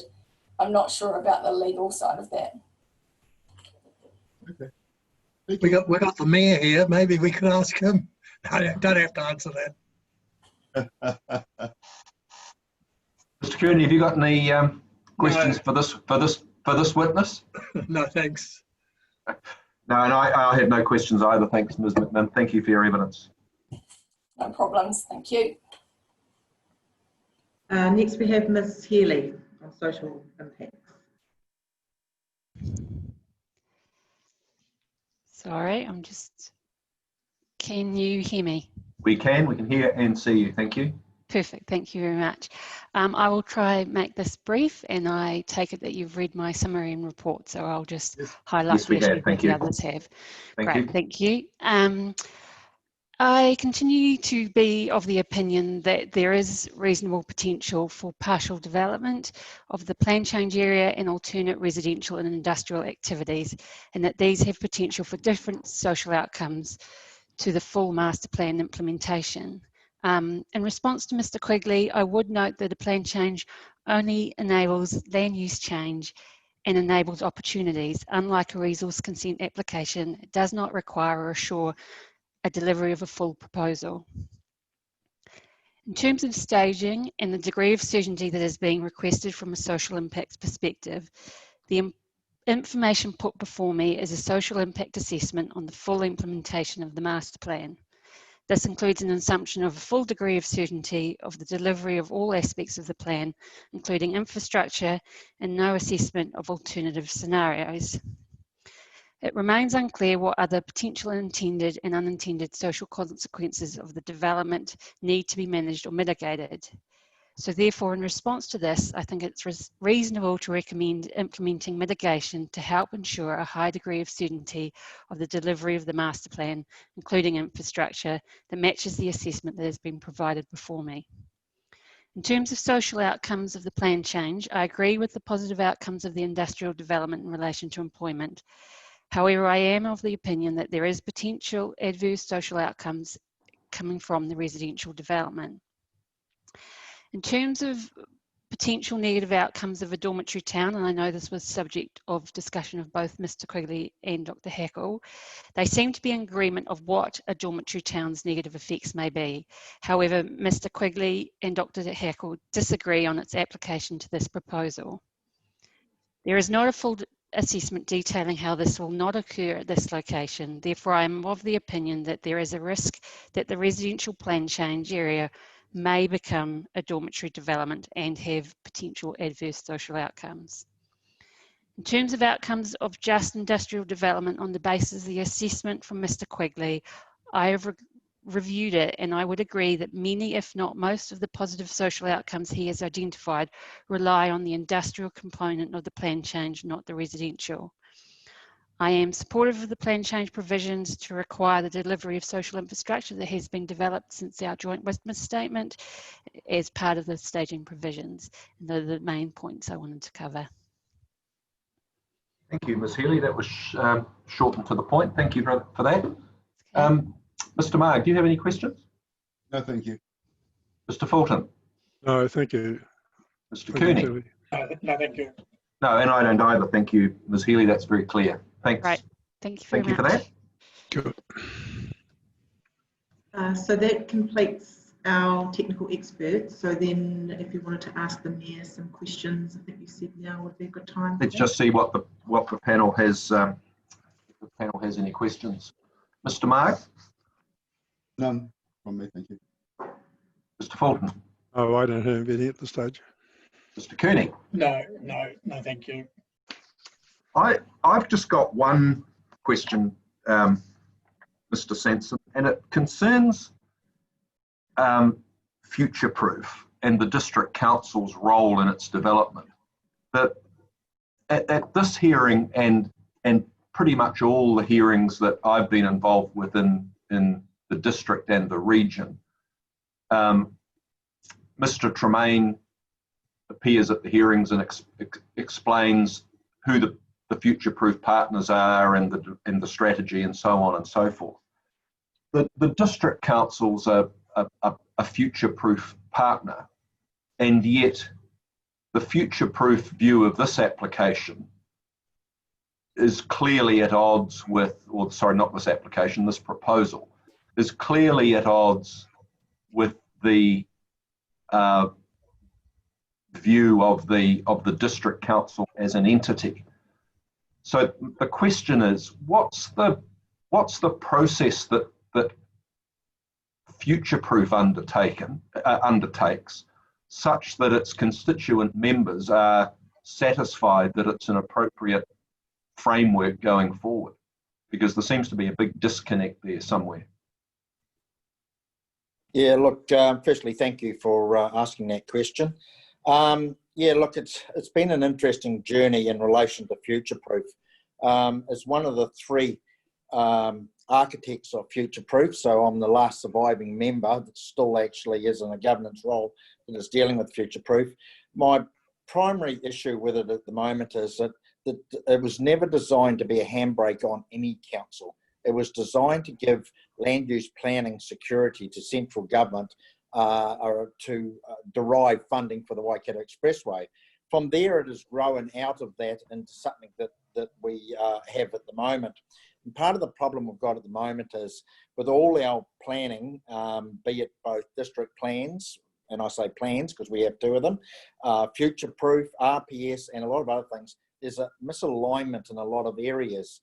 And it's fair to say that the regional council who are holding fast to their belief around their RPS and its ranking shouldn't allow this to actually happen, has flown through into relation to future-proof. And, you know, that's probably a valid point too, but I would actually raise the point around then where does the new MPS sit in relation to its hierarchy and what we're meant to achieve under that. So I'd probably say to that through the discussions we've had with future-proof and our partner councils, that the RPS is a problem at the moment across the region in relation that's outdated to the immense changes we're going through in the region, and especially in the Waikato and Hamilton. But how does future-proof reach its decision-making framework, given that your council and future-proof seem to be at odds over what it should be saying? Yeah, I know. And so basically it's done on a consensus basis. So we try not to get down to, as individual councils, voting on the stuff, so it's a consensus basis. But it's fair to say that the fact that you're not actually hearing from the other two partners who are ambivalent in this in relation to Hamilton and Waipa sort of indicates that the future-proof was the only voice that was going to stand up and actually have an opinion on it. So look, they have an opinion on it. I wouldn't say that is wholly held by everybody, but that Mr. Tremaine's brought that forward as an opinion, and I can't do anything about that.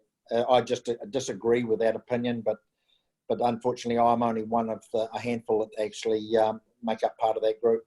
Mm-hmm. Does future-proof as an entity have any legal status, or is it simply a loose affiliation of loose and inverted commas of territorial authorities plus NZTA and others? Yeah. So it has no legal status whatsoever. So when someone expresses a view on behalf of future-proof, e.g., well, whoever it happens to be, but in this case, Mr. Tremaine, is there any recourse to the constituent members to say that he's authorised to speak on behalf of the group as a whole? In this How does case, that work? Yeah, so basically at a meeting, it was actually conducted back when we were all in lockdown, so that was probably back in April. Yeah, this was a subject that was of great debate among us all on Zoom, and it's fair to say that I disagreed with our partner councils around it. And as I say, at that particular meeting, neither Hamilton nor Waipa actually supported regional council's approach to this, but this is what has actually flowed through from that. All right, no, that's helpful. Thank you very much. Thanks, Mr. Sanson. I don't think the panel has any further questions, but thank you for your frankness. No. Thank you. Okay, thank Ms. you. Tranel. So stepping away from my summary really just to try and pick up on the threads that have come through and try and pull it all together. Starting with the fact that, you know, I'm very cognizant of this as a very large proposal and it's significant in any context. It's 2,500 to 3,000 residents and 2,500 jobs. So it's a big proposal. As we've already heard, the economic benefits, I acknowledge that they are significant both to the local economy and the region.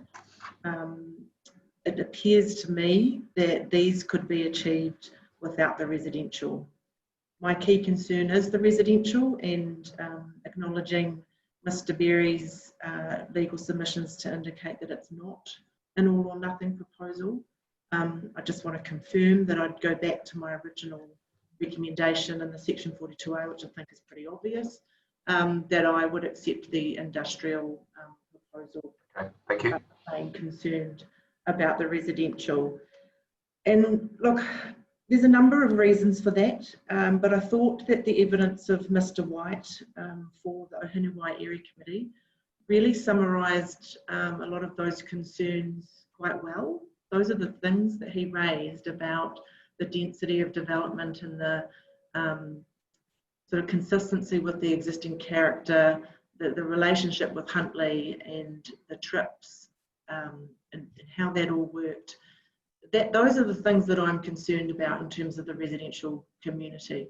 And the points that Ms. Healy was raising about certainty of delivering the master plan, I have concerns that the master plan looks really good on paper, but really what is it in the plan provisions that will deliver that? And if that isn't delivered, what are going to be the impacts of that? And they could be significant social impacts with a community living, quite a dense community, a number of people living without good access to the services and amenities that they need. Just picking up on the fact that resource consents could deal with a lot of perhaps the effects that have come up. Yes, many of the minor sort of effects, nuts and bolts, I guess, that have been talked about could be addressed through resource consents, could be addressed through plan provisions, detailed plan provisions. And some have been proposed to do that, and I think they do need still a bit more work if this was to be supported to make sure that they are sufficiently robust and appropriate. But I do think there are some fundamental questions around whether it's appropriate to expect resource consents to address some of those issues if we think that they can't be addressed now. So one of those is the overbridge to the railway line, and to me that seems to be a significant safety effect. I acknowledge that it's an existing safety effect, that the roads doesn't currently meet standard. My understanding would be that for existing roads, you wouldn't be required to bring them up to standard, but obviously if you're putting a lot more traffic on them, you would be expecting to improve them. So I do think that's an existing, a significant issue. The water and wastewater, it seems to me wastewater pretty much has been can be worked through in terms of staging, as long as there's tighter provisions there around whether it's discretionary or non-complying, what the policy directives say to give clear guidance to the decision makers about what the expectations are, so that that doesn't slip through. I think that's really important, but it can be done. And your conversation with Mr. Bradley about whether an MOU could address the issues raised by Waikato Tainui, I think that is a possibility. I think there is a real issue here. I think APL have kind of indicated, you know, the wastewater treatment plant is a district council asset. APL doesn't have responsibility for it meeting its compliance, but obviously we don't know what the council's decision is going to be later on when the developer comes to connect to that treatment plant. So there's certainly a clear desire for greater certainty around making sure that that plant is compliant when it does connect. So if that can be achieved through plan provisions, or whether it's an MOU, I think that the wastewater issue can be addressed. Mm-hmm. In terms of what water supply, there seems to be some uncertainty there around, I think I guess the best way to summarise it, it's a sort of first in, first serve situation. So there's a lot of growth, or not a lot, but there's a bit of growth identified at Ngārawahia, there's a bit of growth identified at Huntly. There's capacity identified for water servicing of that growth. If APL takes up that capacity, then there's no longer the capacity for these other areas of growth in those areas. So that would be my concern. You know, I accept that someone else's argument may be if there's no intention for that growth to be implemented, then it's just a first in, first serve. So, you know, that's perhaps not as significant issue, but, you know, the Waikato River catchment is over allocated, and so I think it is something that needs to be carefully considered as an issue. So those, you know, those things can be addressed by resource consent, but we don't know what the outcomes are going to be. But that would really just delay perhaps some of the delivery of the or implementation of the development. And I think you put to someone earlier, Mr. Chair, what's the risks associated with that? I guess my concern about that is related to Ms. Healy's comment about partial implementation of the master plan and the supposed outcomes and benefits that you're going to get from that. So if you have a partial implementation because you can't connect to the infrastructure, do you not get the social infrastructure that you need to support the residents that you do have there, meaning they're in a sort of compromised environment. So that's the risk around that, and we don't know how long that would be for. Then do you start to look at alternative uses for that land and what happens? And I think Mr. White from the Ohinewai Area Committee sort of traversed some of those concerns that he had around that. So it is the bigger issue of a residential area that is a new residential area. It's not, it is down the road from Ohinewai, but it's from Huntly, sorry, but it's not directly connected. So it does create these additional trips. I do have to say it's not just about not being able to catch a bus. It is a large number of households, you know, that will have to go elsewhere to access services. We don't know how many of the workers will live at Ohinewai, and we don't know how many of the Ohinewai residents will work there. So the APL proposal doesn't anticipate that all of the people that live at Ohinewai will work at Ohinewai, rightfully. We can't make them do that. But you know, I accept a general premise of having residential near employment is a good outcome to have, but provided you have all the other things that support that community, or a well-functioning urban environment, as the NPS says. The issue of density, I think, is an issue. It's not just the residential that's been, it's not just the issue of the residential, but it's the density and intensity of the residential that are going to be there. And the only reason for this seems to be to provide affordable housing. There doesn't seem to be any other mechanism for affordable housing. I acknowledge Mr. Turner's comments that they are investigating ways of trying to support their staff into housing, and I also accept that, as I've said think in my evidence, that it doesn't seem appropriate to have affordable housing provisions in the plan. So I don't think that that's a solution. It's just trying to understand really why there needs to be such a large residential area in this location. And a lot of the justifications seem to be around providing affordable housing. So it doesn't meet the sort of definition of affordable housing. Yes, it would be more affordable than housing in Auckland, but so would housing in Huntly and so would housing in Te Kauphere. So it's hard to see how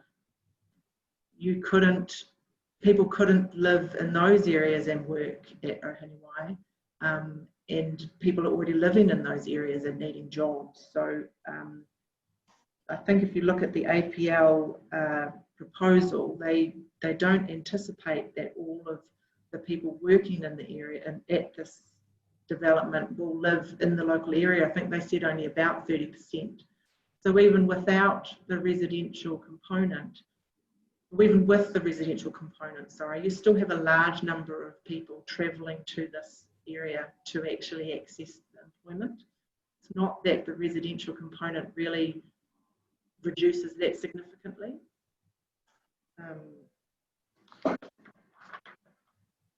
guess that's the issue about residential. Just in terms of the NPS UD compared to the previous NPS urban development capacity, I don't really think there's a particular difference in terms of the outcomes that they're seeking. I think the difference is more clarity.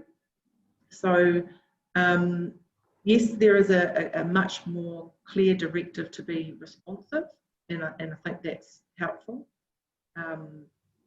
But it's not just responding to significant development capacity alone.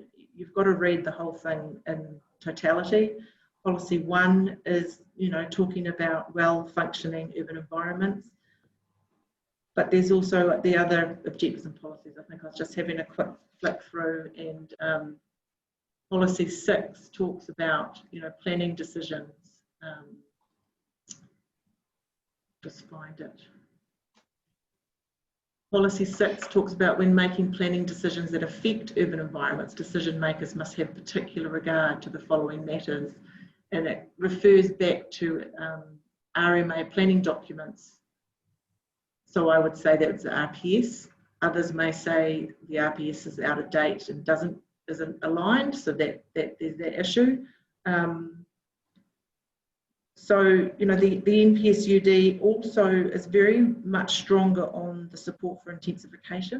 It provides a lot more mechanisms for trying to help councils achieve intensification against communities that are pushing back on that. So I think there's a really strong thread in there about that, not so relevant for this particular proposal, but it's showing the difference. In terms of the RPS, I think they are generally consistent, as others have talked about. I think, as we've agreed in the planning expert conferencing, that there is provision in the RPS to consider this proposal. No one has said that there isn't. The question is, yes, you can consider it, but it doesn't mean you have to approve it. And so the key thing for that is the coordination and integration of land use with infrastructure and I think the development principles, which reflect those same sort of principles as future-proof.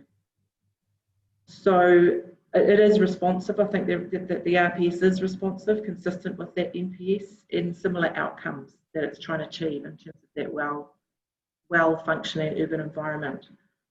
So ultimately, in terms of my sort of planning assessment, I get back to the statutory tests, and my position hasn't changed in terms of the statutory tests. I still, in terms of the industrial, I think it can meet the statutory tests, but I don't think that the residential can in terms of both the NPS and the RPS. I'm happy to take questions. Thank you. Ms. Tranell. Mr. Fulton, do you have any questions? Probably just one. I mean, APL are taking the risk in here, isn't it? I mean, they are the ones at the end of the day that need to do the assessments, and because they're the ones with the whole risk of the whole project, isn't it, that they're proposing? Even the residential? It's still on them in the end. So it's their risk in terms of commercial viability and whether it succeeds and they lose or make money. But it is a risk in terms of allowing a community to be established that doesn't have a good quality of life. So, you know, is there a risk of creating a future slum? Just, you know, I'm not suggesting that that's what they're proposing, because the master plan certainly doesn't create that. But if it doesn't all, you know, align and it isn't delivered, then do you create an environment where people are stuck in essentially, I think, a dormitory suburb? If they don't have a car, how do they get to the services that they need? How do they get to, you know, the doctor? How do they get to entertainment in school, higher education, those sorts of things? So it's about the risk of creating a community that doesn't have a decent quality of life. Whether you think that will be achieved or whether it won't be achieved, potentially. Okay, thank you. Mr. Mark? Yeah, just thinking about some of that stuff you're referring to around the social impact, and I guess a lot of it is untested, there's a lot of uncertainty, but if we're hearing yesterday that Huntly is on a decline, unemployment is on the rise, and if this government has continually been telling us due to COVID-19 that unemployment, GDP is the worst figures ever to be released coming up, that employment is going to be a huge issue and a huge reality that we're all going to face. If this is going to work towards creating opportunity, which is what's clear, then, you know, I guess the uncertainty is one thing, but knowing that jobs are going to be required, and what this project is going to do is do exactly that. And most of the other stuff is yet to be proven whether it will or whether it won't occur. And so what you're looking for is certainty. That's all I'm hearing. There's too much uncertainty. Would that be a fair comment? Well, just in terms of those benefits, I think, you know, I support the industrial, absolutely. You know, there's no denying that the industrial rezoning and Sleepyhead coming to town will be an enormous boost for Huntly and the wider local economy. So yes, so that I support, and if you can have that, that's great. I'm happy to be able to say that I can support that, because it was unfortunate before when I said I had to, you know, thought that I had to say all or nothing. It was difficult because who wants to say no, Sleepyhead, don't come here, we don't want your jobs? Of course you want the jobs for Huntly.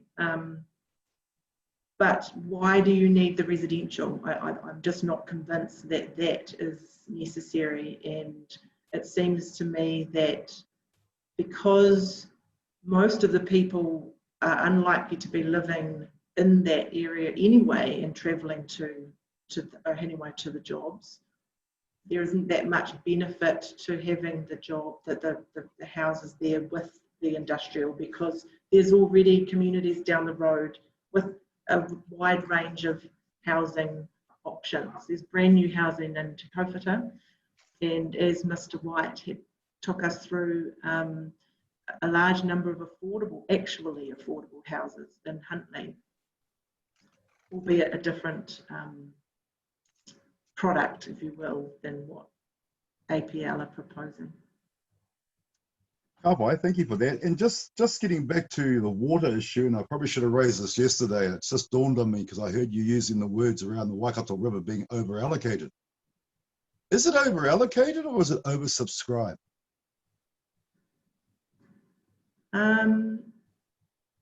Well, I guess it's reaching. I guess it's oversubscribed as yes, perhaps that is a better way of saying it. So there's a lot of people wanting water, as I understand it, but it hasn't been over-allocated. But if you were to give water to everybody, then it would be.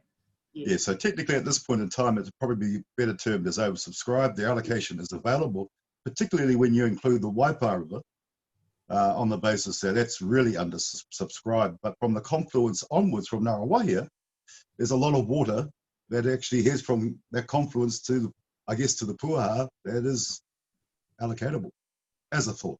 That's a fair comment, sir. Kia ora. Mr. Kearney. A couple of questions. Just on this risk aversion issue that the other commissioners touched on, don't we have to be careful we avoid a chicken licking situation here, that where the fear of the sky might fall on our head? You know, there's always risk in developments. And if we took a risk aversion approach that depends on the risk, of course, but if you always took a risk aversion approach, nothing would get done. Here we've got a substantial company saying this is what we propose, and yet you're saying, well, look, what if it doesn't eventuate? Do you want to comment on that? Yeah, sure, thank you. I think the risk aversion is part of it. The first thing is, it isn't developing a new urban area that isn't adjacent to an existing urban area creates a whole lot of issues. So regardless of whether or not the master plan eventuates, I would still have concerns about the residential component. The master plan, or the concerns that Ms. Healy has raised about it being partially implemented, is only part of the issue. My main concern is that you are creating a new area which has very minimal social infrastructure for the people that live there. There's a handful of things included, and those are all great, and I support those, but it's not a comprehensive integrated community that would be created. So there's that is the risk that will be created. I mean, the risk is that you approve this development and you get that. There's a separate risk around whether or not that you're talking about. I'm less concerned perhaps about those things. Yes, I accept that we should allow, we shouldn't be perhaps being overly cautious to suggest that just because someone's saying this is what they're going to deliver, I'm not suggesting we should doubt that that's what they're proposing. I'm not suggesting that we should question whether they are going to deliver what they are saying they are going to deliver. I've got no reason to suggest that the master plan isn't the outcome that they are working towards. The bigger risk for me is that I do not consider that to be the appropriate location for residential, and specifically residential of that scale, that intensity, without the necessary supporting social infrastructure. And having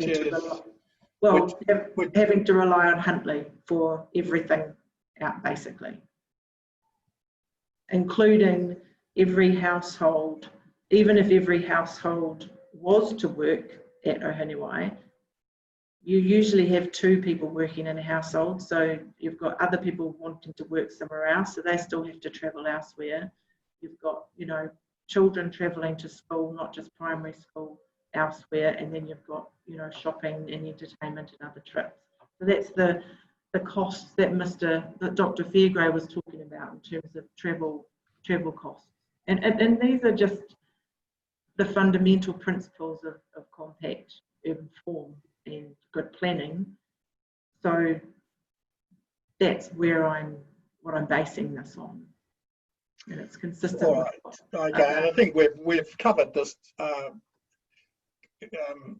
quite a bit during the course of this hearing, so I won't go into those details again and put those questions to you. But if the residential component is established, can you tell me what is the difference in terms of effect of people living in Ohinewai, travelling to Huntly for services and elsewhere for jobs, and 2,600 people travelling to Ohinewai to take up the positions that are expected to be made available generally in that area? Yeah. Well, first of all, not all of the 2,600 employees are ever going to be living in the structure plan area anyway. So there's already a significant proportion of those workers are already expected to be living elsewhere. So those are not going to change. So there's actually only a very small number of trips that are created by, that are going internal trips, as I understand it, that are going to support the employment, that sort of reduction of trips. We don't know that, do we? Because we've already got an indication, and I put it at that, it's only an indication, of another firm wanting 10 hectares of land and 200 houses, an option on 200 houses. So other developments may come in here and establish housing for their own employees. We got that situation. So that's a potential. We don't know. It's just, I think it's that, and I think where Ms. Healy was coming from is it's yes, all potential, but potentially not as well. So you kind of got to weigh it up as to whether the potential is, and I'm not saying it has to be certain, but whether you're confident enough that that's going to eventuate, that you can be comfortable with it. Or I think the way she described it in her initial assessment was just whether or not perhaps the significance of the benefits should be tempered a little bit, so that you don't, because they're not certain, you can't categorically say there's going to be, you know, a significant benefit if you don't know that that's going to happen.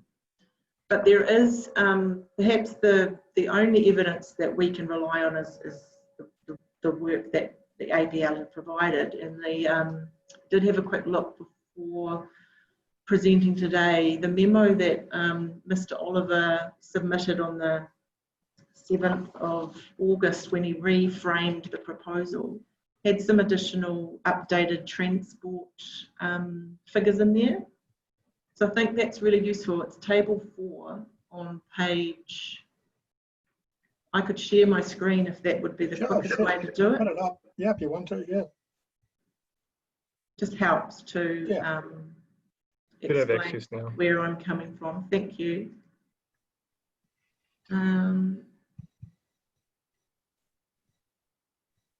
So is that got, can you see the table 4 there?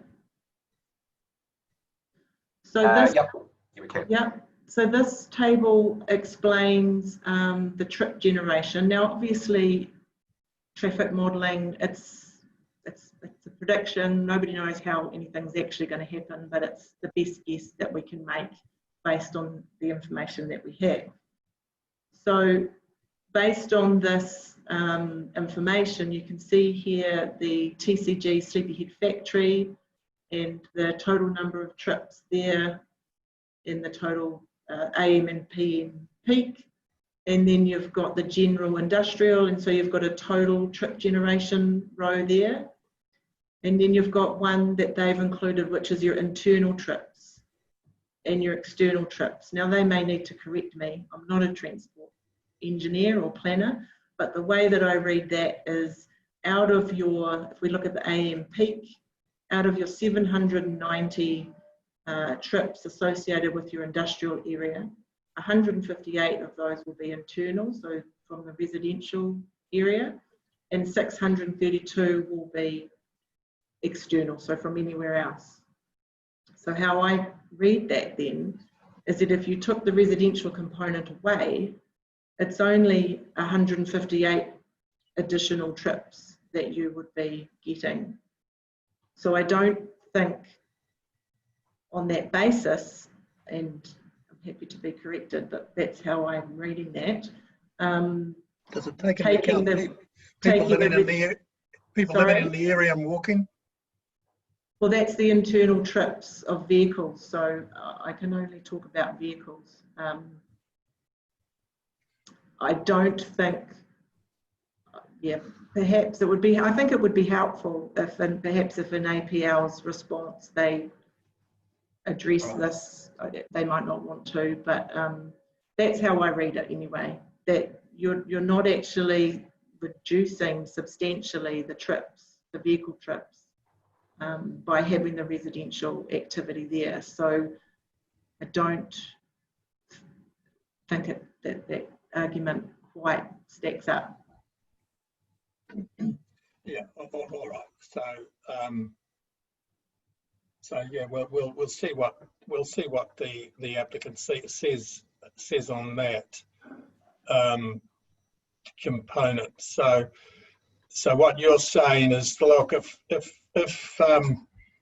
even if the majority of the new houses there, the people in them work at, or some of the people there work at Ohinewai, there's always the other people in the households who will be going off to Huntly. Is that sort of basically it, to get their services? Yeah, that's right. And I think, you know, both Mr. Keenan and Dr. Fairgrave have raised concerns that the housing is not going to be necessarily affordable for a lot of the workers at Sleepyhead, so they very well may not be living there and may choose to be living in Huntly because it's more affordable. Yeah, but that's once again an evidentiary risk matter, isn't it? Yes, I guess so.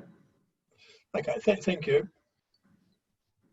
I've only got a couple of questions, I think. Thanks, Ms. Trinnell. Just firstly, is Huntly a well-functioning urban environment at the moment?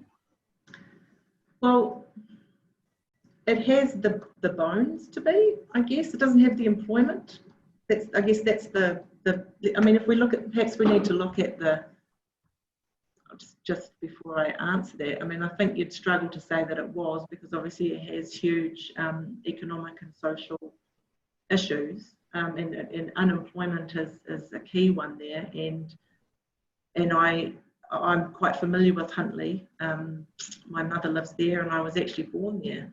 So yeah, I know there are a lot of people that live in Huntly that have to travel elsewhere to work and that go elsewhere for school. So that suggests that it probably isn't a well-functioning urban environment. But then the question is, how do you contribute to that being a well-functioning urban environment, which I think you were picking up on before in terms of that responsive planning. And I note Mr. Tremaine's evidence, and it's unfortunately he wasn't able to speak to it himself, but he did raise concerns about whether having a whole sort of residential suburb down the road from Ohinewai further undermines the ability to revitalise Huntly, because people can choose to live outside of Huntly. Whereas if you create this job, if you create this employment hub just down the road, does that actually help to contribute to improving the vitality of Huntly, as people will want to live there and invest in Huntly more? So I know that. But wouldn't people, just looking at the residents, sorry. No, carry on. Sorry, you carry on. No, I'll let you finish. If you just take the scenario of a residential development at Ohinewai as part of the industrial proposal, and the people there go to Huntly to do their shopping, go to the doctor, go to the local takeaway shop, of which there's a multitude, isn't that contributing to the functioning of Huntly? Yes, it is. Because that residential component, even if it's not in Ohinewai, is contributing to it functioning better than it currently does. Well, it is, absolutely, but it does nothing to incentivise people moving to Huntly. But where does it anything suggest that that's a requirement? It doesn't. I accept that. Because the question I want, and I don't want to go through the machinations of what I asked Dr. Fairgrave earlier, but policy 8, just as a for instance, says that the development, and you use the words too, has to contribute to well-functioning urban environments. It doesn't say, I don't think, and I'd appreciate your view, it doesn't say that Ohinewai all by itself has to be best in show urban environment. It has to look at those plan changes contributing to well-functioning urban environments.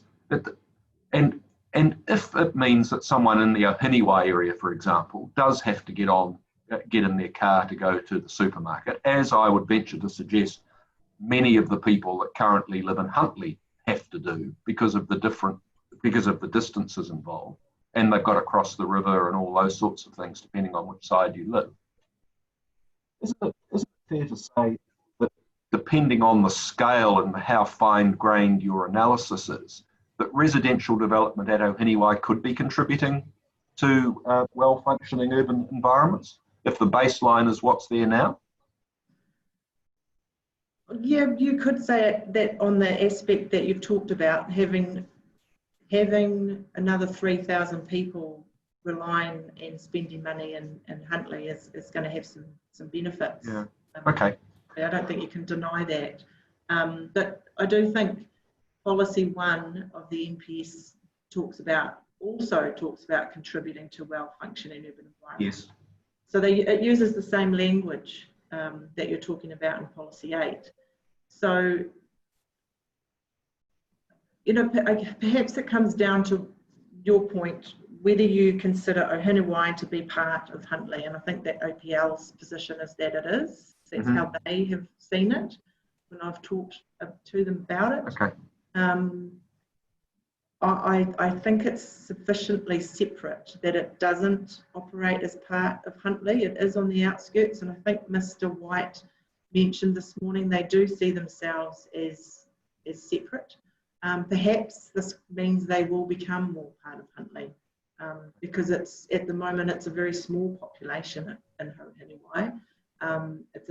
It's a very small, you know, village, mainly lifestyle blocks, whereas this is very much an urban setting of its own. So it's a very different residential and urban environment. Okay, no, that's helpful. Thank you. The final question is the residential component is proposed to be staged. If I think that's a given. There's no dispute about that. And if what was created didn't function well, why would APL build it? And why would people choose to go and live there? Well, I think that's the question. We don't really know whether people will choose to live there. But then it won't be developed. But then you're going to have a whole big bunch of zoning with no premise of being developed. So what's wrong with that? What's the negative consequence of that? You end up having to service that area. Why? Why do you? When the plan provisions say that before you go to the next stage, you have to do certain things. Well, you would. Nothing happens there. Why do you need infrastructure? Just because it's zoned? Well, I think that generally, if you're going to zone something, it's on the basis that you are going to develop it. And if you can't develop it, then you're going to want to do something else with it. So what does it turn into? So what will potentially, maybe the alternative is if you can't develop it for the residential, to the residential intensity that they are planning to, possibly you end up with a larger sites that can be sort of self-service. So you end up with 500 square metre sites or something like that as an alternative is probably realistic. Because you're not going to want to leave that. I wouldn't have thought you would want to leave that zoning just sitting there idly, doing nothing forever. Well, but zoning of itself doesn't create any effects. It creates an opportunity, doesn't it, that people can avail themselves of. But it doesn't. It's not requiring that things happen. I mean, there's all sorts of people that have got, like every fab development in Auckland doesn't suddenly knock their house down and start building apartments on it just because they can. Sure. Yeah. No, I acknowledge that. But you are signalling it's a bit. I don't think it's comparable to an intensive zone. And no, I accept they're not apples with apples. Because we're talking about a rural environment, so you know it's what is that what does it signal and what does it create? I mean, for one thing, you would expect, but you know, Ohinewai Land Limited have already indicated they would be wanting to develop their land. So, but why would they if the neighbouring one can't sell it? Same issue, yeah, presumably, yeah. And I think we heard evidence from Mr. White, and we observed the Tikawhata Lakeside properties that he looked at. In fact, we stopped outside them and wandered around and were really surprised, I think, at the size of the section versus the size of the dwelling. And it was particularly unattractive at a personal observation. So the fact that that's zoned, if those don't sell, then no one's going to go there, are they? It'll just sit idle. Yeah. Okay, look, I've taken that as far as I can. Yeah, I think the only other thing I would add to that is if you've already got that situation in Tikawhata and you're potentially creating that issue here, and are you going to create that issue elsewhere, you're going to end up with, it makes it difficult for the district council to know how to manage its infrastructure when you've got a whole bunch of zoned land with an expectation to be able to develop. So I still think that it puts pressure on the council to... Yeah, no, I understand that point. I do understand that point. All right, thank you very much for the for your presentation and for the frank way that you've answered our questions. We appreciate it. Thank you. Indeed. Thank you. I'm not sure who I have to ask, whether it's you, Ms. Trinath, or Ms. Parham, but presumably that's the end of the council presentation. That's the end of the council's presentation. Thank you. Thank you very much. Mr. Berry, are you ready to proceed? Do you want to take 10 minutes to marshal your thoughts? What do you suggest? I'm thirsty. Let's go. You're what, sorry? I'm thirsty, let's do it. You mean you want to finish it so you can go and have a drink, as opposed to you need a glass of water? Yeah, no. Okay, I get that. Question for you though, just in terms of process going forward from here, when do you anticipate providing your written, fleshed out submissions?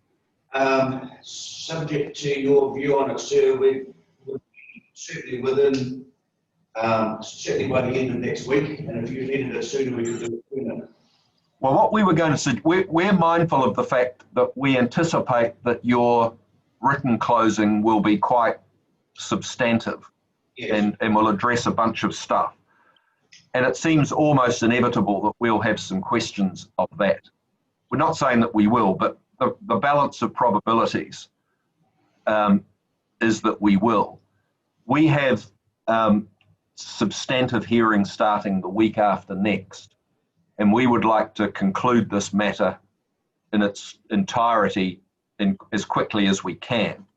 So the suggestion that we had was to signal a possible day to reconvene if in fact we needed to, but rather than try and find it when it was almost upon us, we think we're better to try and do that now.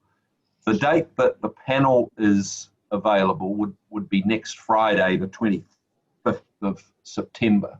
Sure. And if that was a date that was suitable to the parties, well, in particular yourself, then we would propose that your written submissions be available by the end of play on Wednesday, which would give you effectively a week to prepare them. Yes, sir. And that's what I was just going to suggest. I mean, we can do it in a week. Then you'll have a day to review them, and then we could convene on Friday morning. I mean, I obviously we don't want to inconvenience anybody else by setting dates that anyone that might be interested in listening can't hear. But we're also mindful of the fact that that would be the case whether we resumed in public or in Zoom or whatever we did. But is there anybody that has any violent objection to the proposal that we've outlined? That is, Mr. Berry summarises the highlights package of his submissions now. They come in writing by 5 p.m. next Wednesday, the 23rd, and that if necessary, the hearing resumes at 9 o'clock Friday week, the 25th. Bearing in mind that the written submissions would be available and the Zoom conclusions would be available, or here recordings would be available, and no one has the right of reply to Mr. Berry's right of reply anyway. So that's what we're proposing. Does anyone have any violent objection to that? I'm only going to count to 3. 1, 2, 3. There's no violent objection, so I think that's what we'll do. And we'll proceed today on that basis, Mr. Berry. Thank you, sir. The panel's now heard almost three days of evidence and submissions in relation to the proposal by APL to rezone a large site of Ohinewai to accommodate an entirely new and revolutionary concept in New Zealand manufacturing. Craig Turner is a visionary who wants to create something unique and to create a community that will not only meet APL or TCG's commercial requirements, but to spearhead in relation to the manner in which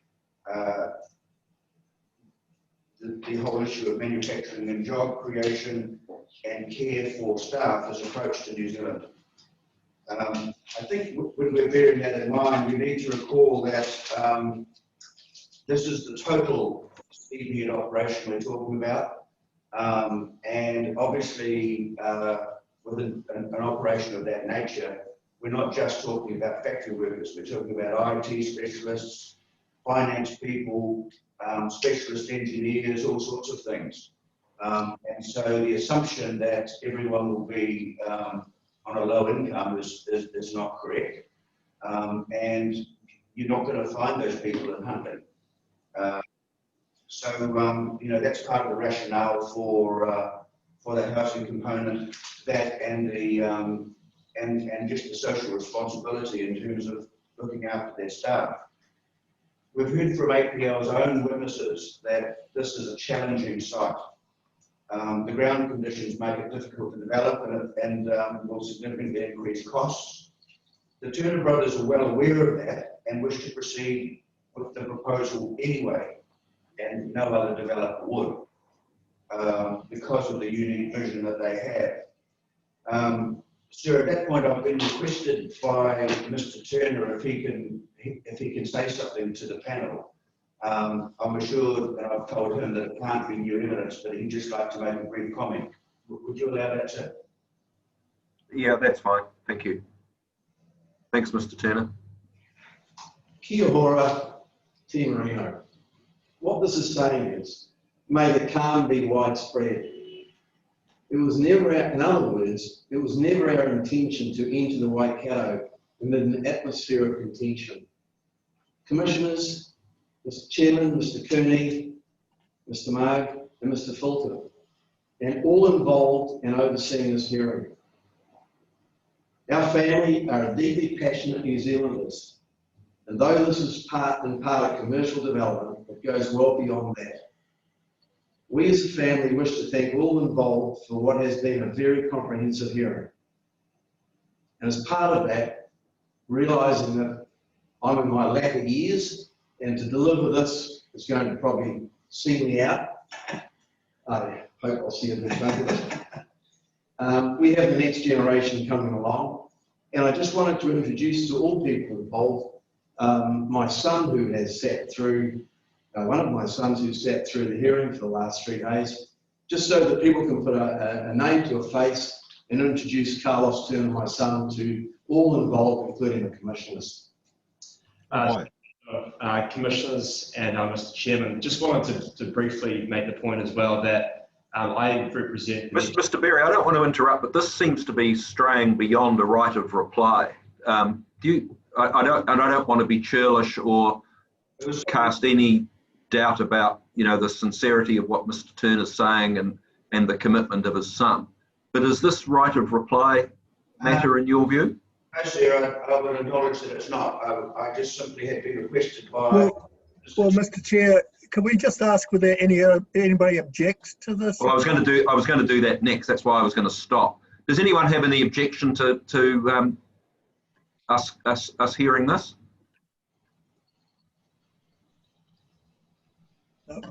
No, I'm happy with it. There appears not to be. That's fine. As I say, I wasn't trying to be disagreeable or cast any aspersions at all. Okay. But I didn't want to make, I didn't want there to be a perception that we were allowing new evidence in and people didn't have the opportunity to respond to it. Yes, But sir. because there's no objection, that's absolutely fine. So please feel free to continue. Thank you, sir. We won't take it all on.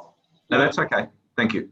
Not at all. Just wanted to make the point that with the next sort of generation coming through, and that we're fully in support of what we're doing down here, and definitely here for the long run as well. Thank you, Mr. Chairman. Sorry, my intervention took longer than your comment, so thank you for that. Thank you, sir. I'll carry on. So we are grateful to the panel for providing the right of reply, and it's an excellent opportunity to put things in perspective after 3 days of evidence. As I say, this is simply a highlights package on some of the big points, and we will put significant effort into preparing a comprehensive written reply, and that will be with you by the close of play next Wednesday. Also grateful to the panel for, and I think I said this in the opening, for the case management that has occurred, particularly the expert conference, which has been excellent, and for the manner in which you've run this hearing. A few of us are a little nervous about Zoom, but it's worked really well, so thank you for that. The first issue I'd like to address is the criticism that I had cast aspersions on the Regional Council and NZTA witnesses. That is not the case, and it isn't my intention. What I was really doing, and if 2.8 through 2.11 of the opening is read properly, the criticism was intended to be not of the witnesses of those parties, but the institutions, given that they are, and we don't result from that. It's abundant.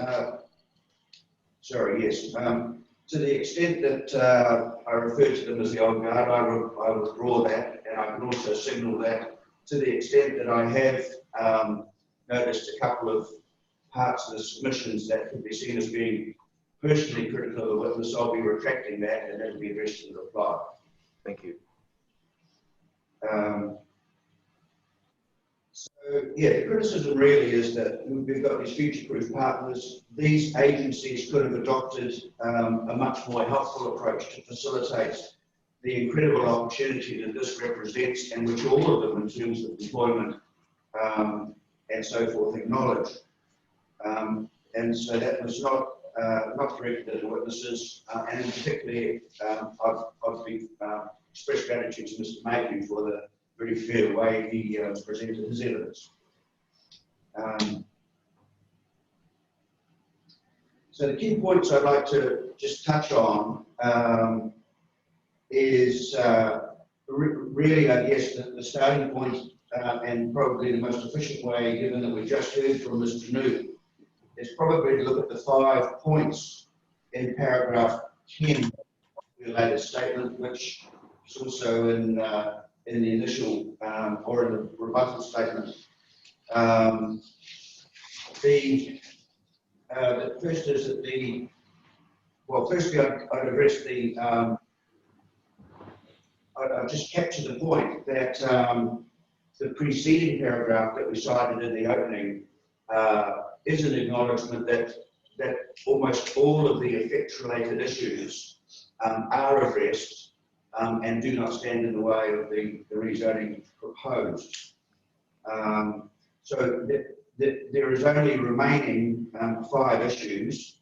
The last 2 of those, density of residential development is not supported by adequate amenity.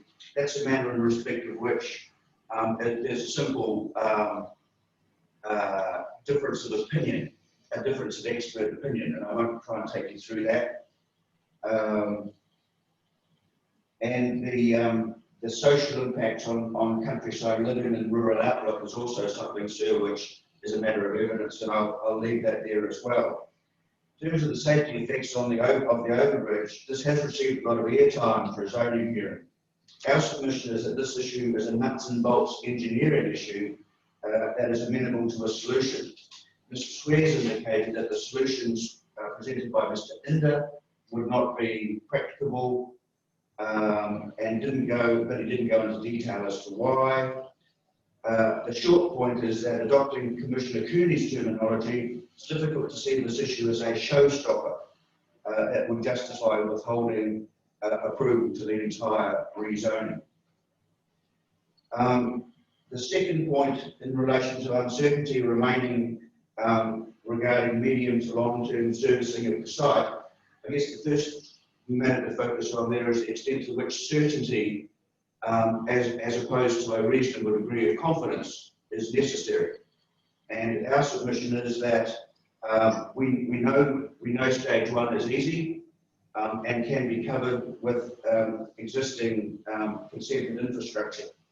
Beyond that, we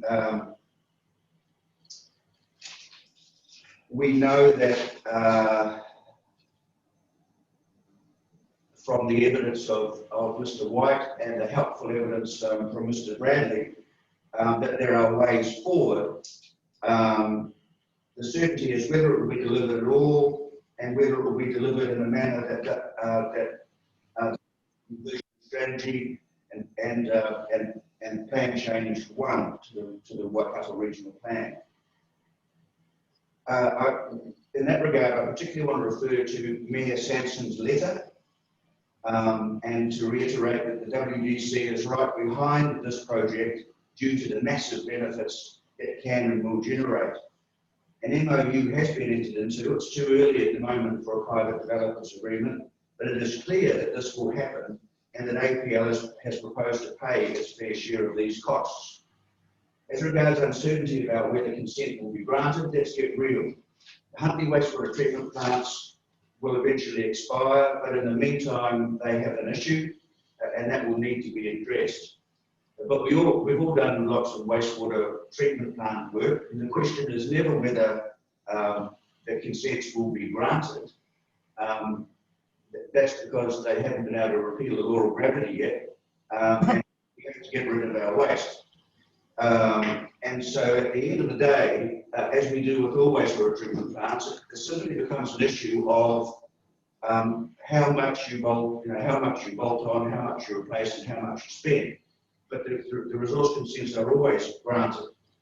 And the same goes for water. As a municipal supply authority, the District Council has the most favourable status under the water module of the Waikato Regional Plan. And so if it has demand that needs to be met, then it is at the top of the tree for obtaining a resource consent. And it's inconceivable that, that they would not be given water. The key to all of this is that APL's needs will be met via District Council infrastructure. And that is it's a big development in the last several months, having worked hard with water care and being recognised in the Mid-Waikato servicing strategy, having identified so that the actual means of delivering that in terms of the engineering solution hasn't been landed upon yet. But we heard from Jim Bradley that these things, that the Pukekohe plant, for example, has set a precedent. Waikato Tainui, we were happy with the outcome of the wastewater treatment plant. We heard from Mr. Tupui that he's been closely involved in recent developments at Te Kauwhara, I think, and that Huntly is next.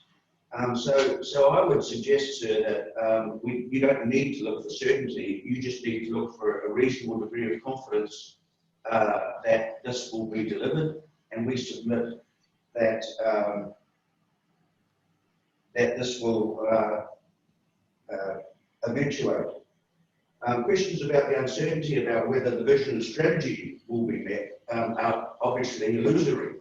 Because if resource consents are required, then in the Waikato in 2020 or 2021, the likelihood of a resource consent being granted that does not meet the vision and strategy is a nil prospect. You simply will not get a resource consent unless you've proven that element of betterment. And so we can just be confident that that will occur. If expanding APL's MOU, and I haven't got instructions to say this, but Mr. Turner's sitting right next to me and he can hit me if he wants, with WDC to capture some sort of commitment that we don't want to connect until Huntley wastewater treatment plant is compliant. I mean, we can say that, and if you wanted proof of it, that could be included, subject to my instructions. But Mr. Bradley was very clear that the issues at Huntley wastewater treatment plant are routine, and in terms of wastewater engineering and a number of best practice conventional methods are available to address the issue. Under questions from you, Mr. Chairman, Mr. Mayhew acknowledged that as regards water and wastewater provision, a solution will be found and will be implemented. His issue was one of funding. And I'll just reiterate the point I made in opening, that references to Four-World in cases such as that, where the council itself wasn't prepared to front up with the infrastructure, are all completely distinguishable from the current situation. Given the district council's 100% political support and APL's commitment to pay, the panel can have a high degree of confidence that the funding will also be resolved. So read concerns about medium to long-term servicing of the site. We say first, such servicing is provided for in Watercare's mid-Waikato servicing strategy. The technical issues arising in relation to Huntley facilities are routine and amenable of routine and conventional solutions. The resource consents needed will be granted, how can they not? And it's only a question of conditions, cost, as it always is. There can be no question that the consents will give effect to the vision and strategy in PC1 simply because they are required to and will not be granted if they don't. In summary, it's submitted that issues being raised and scenarios being postulated in relation to the likelihood that consent will not be granted are more illusory than real. And as regards Mr. Mayhew's only remaining issue of funding, our response is read Mayor Sanson's lips and then read Craig Turner's lips and know that it will be addressed. There is too much to lose for that not to occur. So at that point we suggest and submit that point number 2 in Ms. Trunell's list falls over. And as I said at the beginning, in terms of effects, it's worth noting that there are no intractable issues arising in relation to that. Mr. Berry, the issue of the wastewater and water, I thought the preconditions are the ones that address the environmental consequences. In other words, you can't do anything until you're able to connect.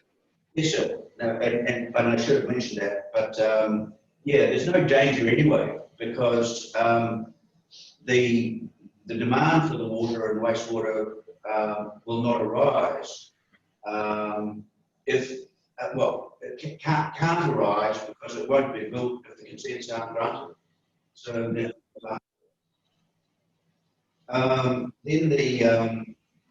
the next issue is the the poor integration of land use and transport, and that's probably as a result of a car-centric development in a dormitory town, and that's probably the central issue that remains in terms of the differences of opinion. And when I say a dormitory town, I guess I should say another dormitory town, because we heard from Mr. White that Huntley is operating as a dormitory town at the moment, and so is Te Kauwhata. We also heard much from him about the decline of Huntley, and he used the word anger. The anger of the locals that the development is not more supported by whom he called the powers that be. So the idea that this new community being provided for outside the script of future-proof and the RPS obviously outrages the Regional Council and NZTA's sense of order, and seems to have impacted on their ability to view the benefits as opposed to the potential downsides. And the enormous economic benefits bring with them social and cultural benefits of the nature that we see writ large in Policy 1 of the NPS on urban development, which reads exactly the same as Section 5 of the RMA. Objective number 1, New Zealand has well-functioning urban environments, and I'll come back to that enable all people and communities to provide for their social, economic and cultural well-being and for their health and safety now and into the future. So the effects that Ms. Trenuth has identified feeds directly into her forensic examination of the RPS and her conclusion that the proposed rezoning does not give effect to it. In doing that, she joined the Regional Council and NZTA.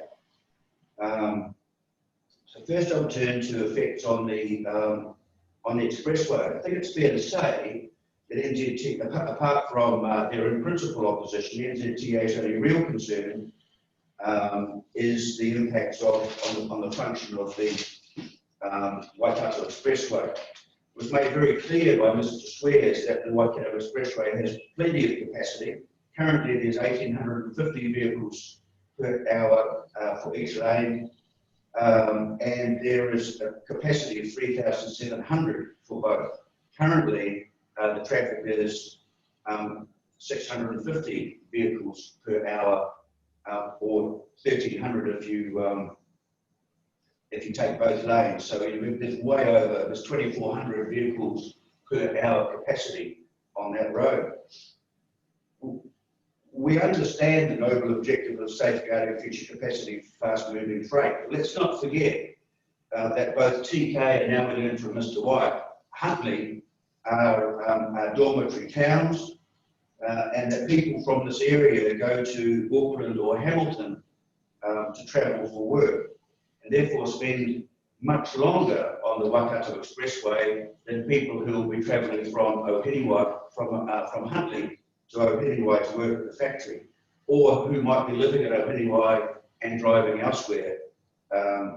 And some of that will continue, obviously.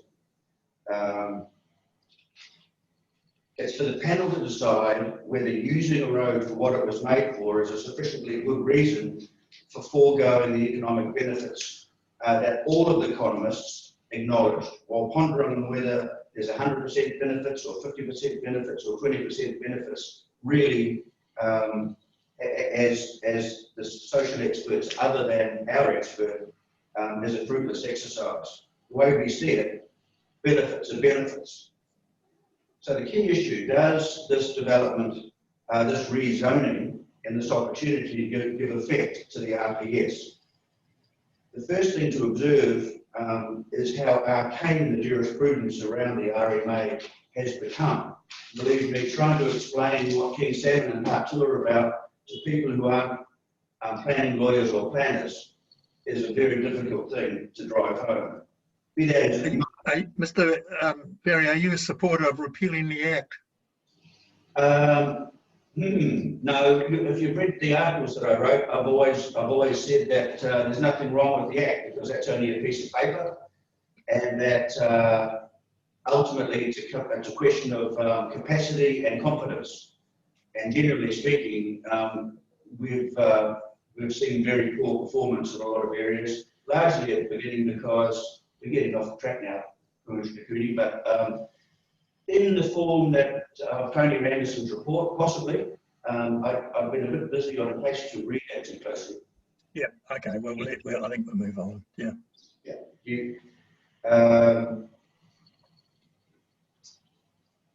So be that as it may, Mr. Lanning for the Regional Council adopted a very strident approach to his defence of the 2009 RPS, adamant that in terms of King Salmon, it covers the field just because it covered the field at the time it was promulgated, because Part 2 existed then.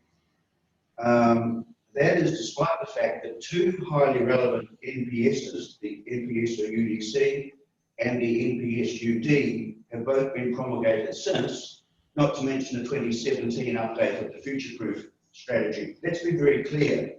APL has no issue whatsoever with future-proof or the RPS.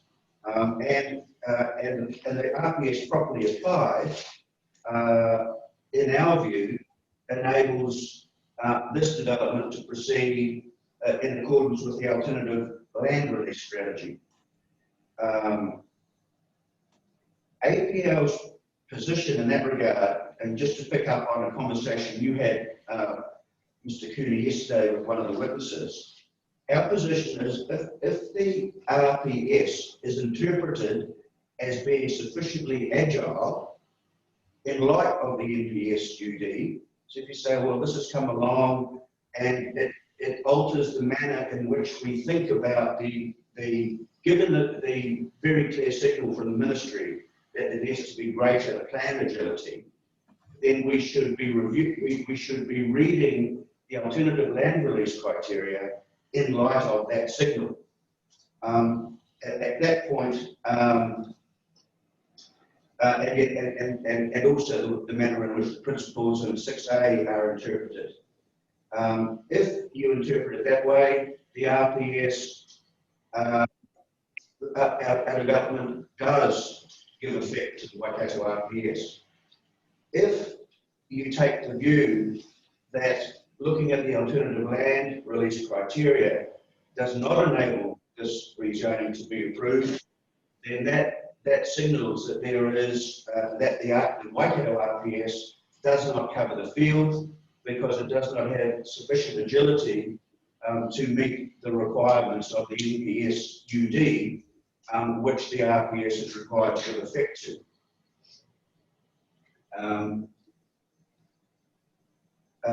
On that basis, then we would, and I guess picking up, I wrote this last night, but picking up on the conversation had earlier and some of the thoughts you, Mr. Cooney, and Dr. Mitchell have had, that says, well, if you're not sufficiently nimble, then maybe we put we know we have to give effect to the RPS, but we better look more closely at the NPS UD.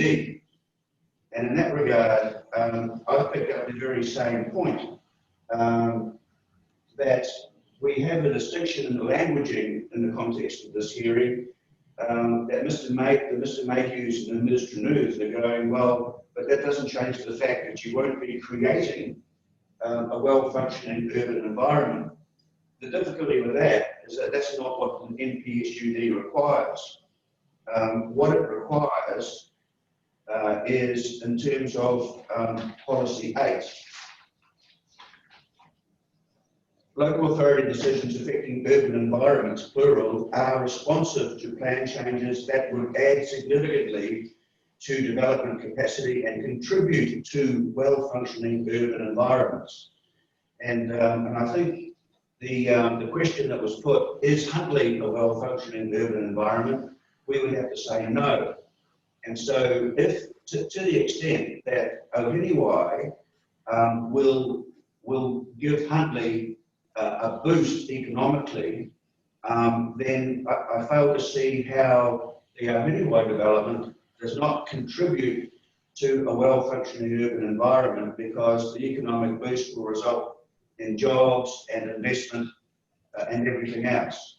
So just read that again. Local authority decisions affecting urban environments are responsive to plan changes that will significantly add significantly to development capacity, which it does, and will contribute to well-functioning urban environments, which it does, even if development capacity is unanticipated by RMA planning documents. If you can't get through the alternative land release criteria, then we need to give effect to this document, as you must, as it's superior to the RPS, and on that basis, we get home. Now let's have a look at this. The NPS UDC was promulgated to ensure that district councils, city councils in particular, adequately plan for urban growth. The NPS UDC did not have provision relating to responsiveness and plan agility in it. The NPS UD does. It was remedial. And so policy 8 is there for a very good reason. And the reason was the tendency for councils to adopt precisely the attitude that the regional council and district council and NZTA have in this case, as compared with the facilitative and welcoming approach that the district council has adopted. Mr. Berry, when we're looking at this question about the alternative land release provisions and how they should be applied in relation to what the NPS says, we can't interpret or apply those provisions simply to accommodate your proposal, can we? In other words, you're not doing it. You're not sort of retrospectively saying, well, we've got this proposal, therefore, look, it's not fitting the alternative land releases, so let's use the MPC to make sure this gets through the gap. We've got to look from the other end, don't we, and say, well, does the NPS provide some flexibility in the application of those 6A principles, etc., in the general sense? Yes, sir, I agree with that. And of course, let's not forget that, as I said to you the other day, if you believe John Oliver, we get through the plan, the alternative land release criteria, and so the RPS doesn't have a gap. If we don't, it does. It sounds circular, but it actually makes sense, I hope. The government's called it, says that even if an opportunity comes out of left field, then consider it anyway, look at it, look at the objectives around getting on with things, and let it, and let's face it, building houses is something that NPSUD is all about, and we still, if we are to believe what we hear in a housing crisis. So, in summary, APL's position is that the regional policy statement is sufficiently agile that, having regard to John Oliver's evidence, the panel can accept that the RPS, interpreted in light of policy 8 if necessary, has sufficient agility to enable the Sleepyhead estate rezoning to occur. If it does not, then it reflects that the RPS has fallen behind the NPSUD and not providing the agility that that document and prophetically future-proof 2017 recognised as being necessary. After all, how can a 2009 document interpreted by planners and lawyers with a 2009 mentality give effect to a document that was promulgated to address precisely that outmoded and prescriptive attitude? The short point is that you have before you, from Mr. Oliver, evidence that having assessed the OSP against the alternative land review criteria, that the OSP demonstrates a high level of consistency with the alternative land release criteria and the development principles in section 6A of the RPS. That is his evidence. So ultimately we say if at that point there's a problem with the NPSUD,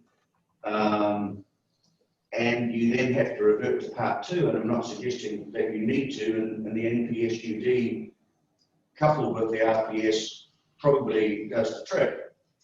But if you do feel you need to revert to part 2, then as I said a couple of days ago, this development has section 5 written all over it in exactly the same wording as policy 1 of the NPSUD. And the benefits of allowing this to occur far outweigh any adverse effects that might arise in terms of dormitory suburb or whatever. Because as you observed, or as Dr. Mitchell observed, neither Sleepyhead nor any of the other people who go in and buy land at Ohinewai are going to build houses that they're not going to sell. So that's all I'll say on that. I've just got a note here on consideration of alternatives. To conclude, that issue, we wish to make clear that APL does not agree that a forensic consideration of alternatives having regard to relevant planning instruments should have been undertaken. With all due respect, that is the tail wagging the dog. Let's not forget that we're operating in a real world here. And let's picture the conversation. Chloe Knu, find me, Craig Turner, find me a huge hunk of land of dirt next to State Highway 1 and the North Island Main Trunk Railway. I have a dream to recognise. David Gaze, yes, boss. Boss, I've looked her all over. I've found some land at Ohinewai. It's a tough site, but it meets all your needs.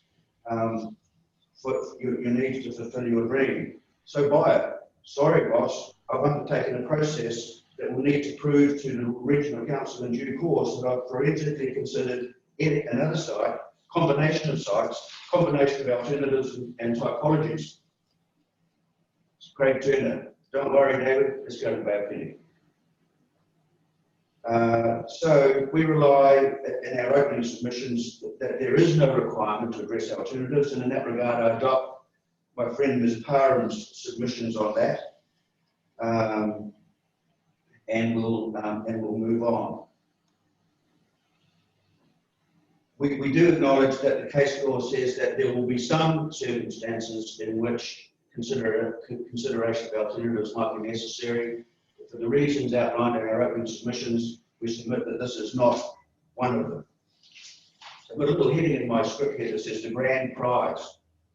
Unless we be drawn into the arcane minutiae and the concerns about dormitory towns and car-centric trips and all of that sort of thing, let's come back to the fundamental facts.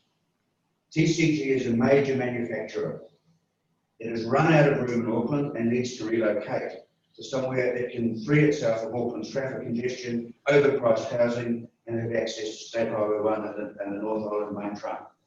Craig and Graham Turner have a vision. This is about more than money for them. If they were a property developer, they wouldn't even look at this site. You'd never make a buck. But for them, there's more at stake.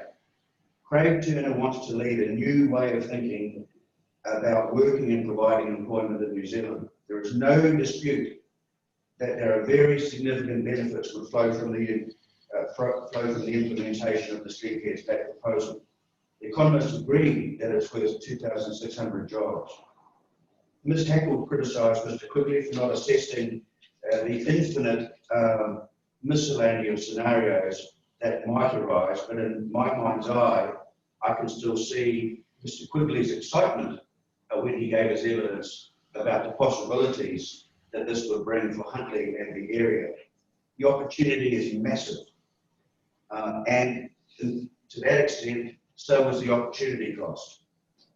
Compared to the stagnant status quo, we submit that there is really no choice. And that given compliance with NPSUD and the alternative land use criteria, that we need to take a bit of a risk around the social effects that are alleged, if we are to believe the experts for Waikato District and Waikato Region. But recall that the RMA is not a no-risk statute, and that we may need to we may need to accept that risk in order to grasp the opportunity. NZTA opposes the rezoning because they're concerned that driving cars on the road in order to access work, goods and services is wrong. Given their narrow remit, we can understand why they don't adopt a big picture view.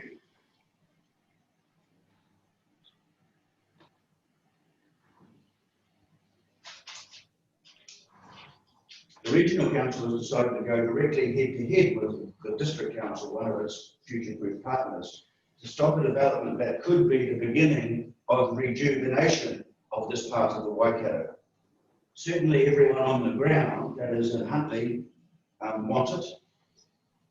And for the district council, it's like telling a 10-year-old kid that they can't have this shiny new bike, they'll just have to continue with their 10-year-old skateboard.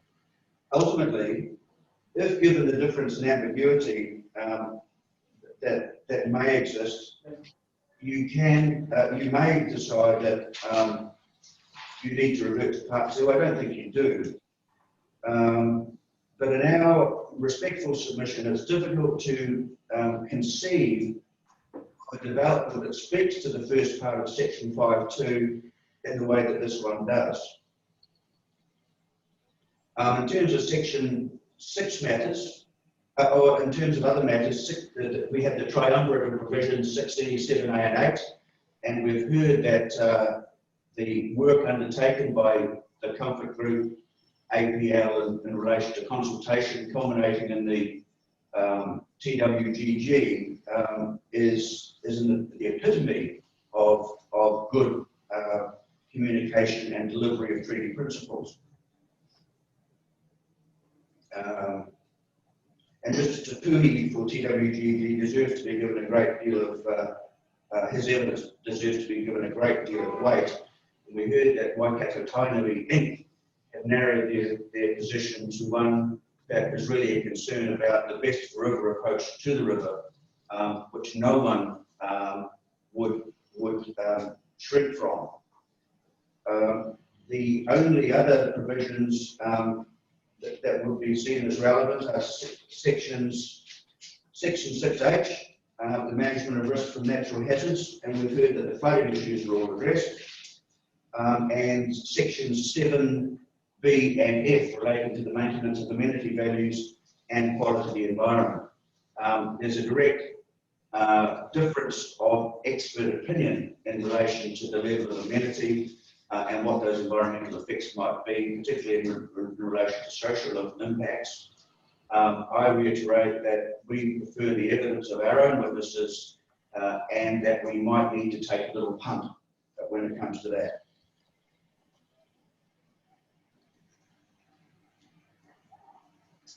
So, to conclude, there are a number of ways that the committee can get to yes in relation to this rezoning.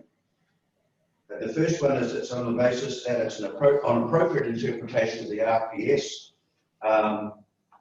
then the alternative land release strategy and the 6A principles are satisfied. At that point, the RPS box is ticked and APL succeeds. If on the basis that that can't occur, then we revert to the higher authority of the NPS and look at policy 8 and policy 1 and say this is a plan that needs to be sufficiently agile to take account of an opportunity such as this, which is the very reason why the ministry promulgated it. And at that point, APL gets to yes. Or you revert to part 2 because there's confusion between the other two. And for the reasons we just outlined, and having regard to the wording of Section 5 and Policy 1 of the NPS UD, this development delivers on that, and we get to yes. So with that, sir, that's the conclusion of my highlights package remarks. I just once again like to reiterate our gratitude to the committee and to acknowledge the role everyone else in the hearing has performed, and to wish you well for the next part of your journey. We'll be getting you a piece of paper by the close of play next Wednesday. Thank you, Mr. Berry. I just checked with the panel. Do we wish to ask Mr. Berry any questions now, or wait until later? Well, I'd like Mr. Berry in his written submissions to address the issue over whether significant benefits, significant economic and social benefits overall whether they can be weighed against adverse effects, because there's some, from memory, there's some case law that say, well, you can't do a balancing act under the RMA in terms of effects. I'm not sure whether that law still exists nowadays, but it used to be. Can you address that in your reply? Certainly, sir. Yes. And I suppose the other one, if you can address, is where you've got a policy direction to do something or require something to be done, and a proposal doesn't meet that policy direction. But in every other respects it complies. It simply just doesn't meet that policy direction. Can you address that as well? Yes, sir. Happy to. I have no questions. Thanks, Mr. Fulton. Mr. Marg? No, none from me. Thank you. Thank you. Thank you, sir. Thank you, and I don't have any either. But just before we adjourn, two things. One is I would like, on behalf of the panel, to thank everybody for the way in which they've prepared for and participated in the hearing. We've been through 3 pretty intensive days, but I think that the way that the evidence and the answering of questions has occurred has been of immeasurable help to us, and we're grateful for everybody participating in the way that they have. So thank you for that. The second thing I'd like to do, which we've done at a number of these Zoom hearings, is just to do a very quick canvassing of whether people have found the process as a whole, and I don't mean the way that we've managed things, that's not my point of my question, but whether they've found that participating in quite a complicated hearing like this one via Zoom has been an effective way of conducting a hearing like this. So if anyone has any comments they wish to make briefly on that, we'd be pleased to hear them. For our part, so we're, I won't say pleasantly surprised, because we've been involved in Zoom hearings before, but they are way more effective than you might think had you not been involved in one. So I don't think we've been constrained at all by this forum. Right, thank you. Yes, sir, I would agree with Mr. Berry. I was a bit of a skeptic, I must say, about how this was going to work, but it's been a pleasant surprise as to how well it has actually functioned. So that's good to hear. Thank you. Yeah. Does anyone have, we don't need to necessarily go and say, I agree, I agree, I agree. Does anyone disagree with that? Does anyone have any contrary views or any concerns about a process such as this? Silence is a good answer. That's good. I think we'll stop that conversation now, and we'll indeed we'll bank that. Yep. So anyway, people, thank you very much. As I said before, we'll stand adjourned now. We'll await Mr. Berry's written reply. We'll reserve the right to come back and ask any questions. We'll confirm those details probably Thursday early. I think we'll be able to come to a resolution on that very quickly, bearing in mind too that it would be our intention to then deliberate, and depending on where those deliberations go, we may well issue directions around drafting provisions if that's the point we end up at, but that's a conversation for another day. So to conclude, thank you everybody for your participation, and we're now adjourned. And if the panel could just wait momentarily, please.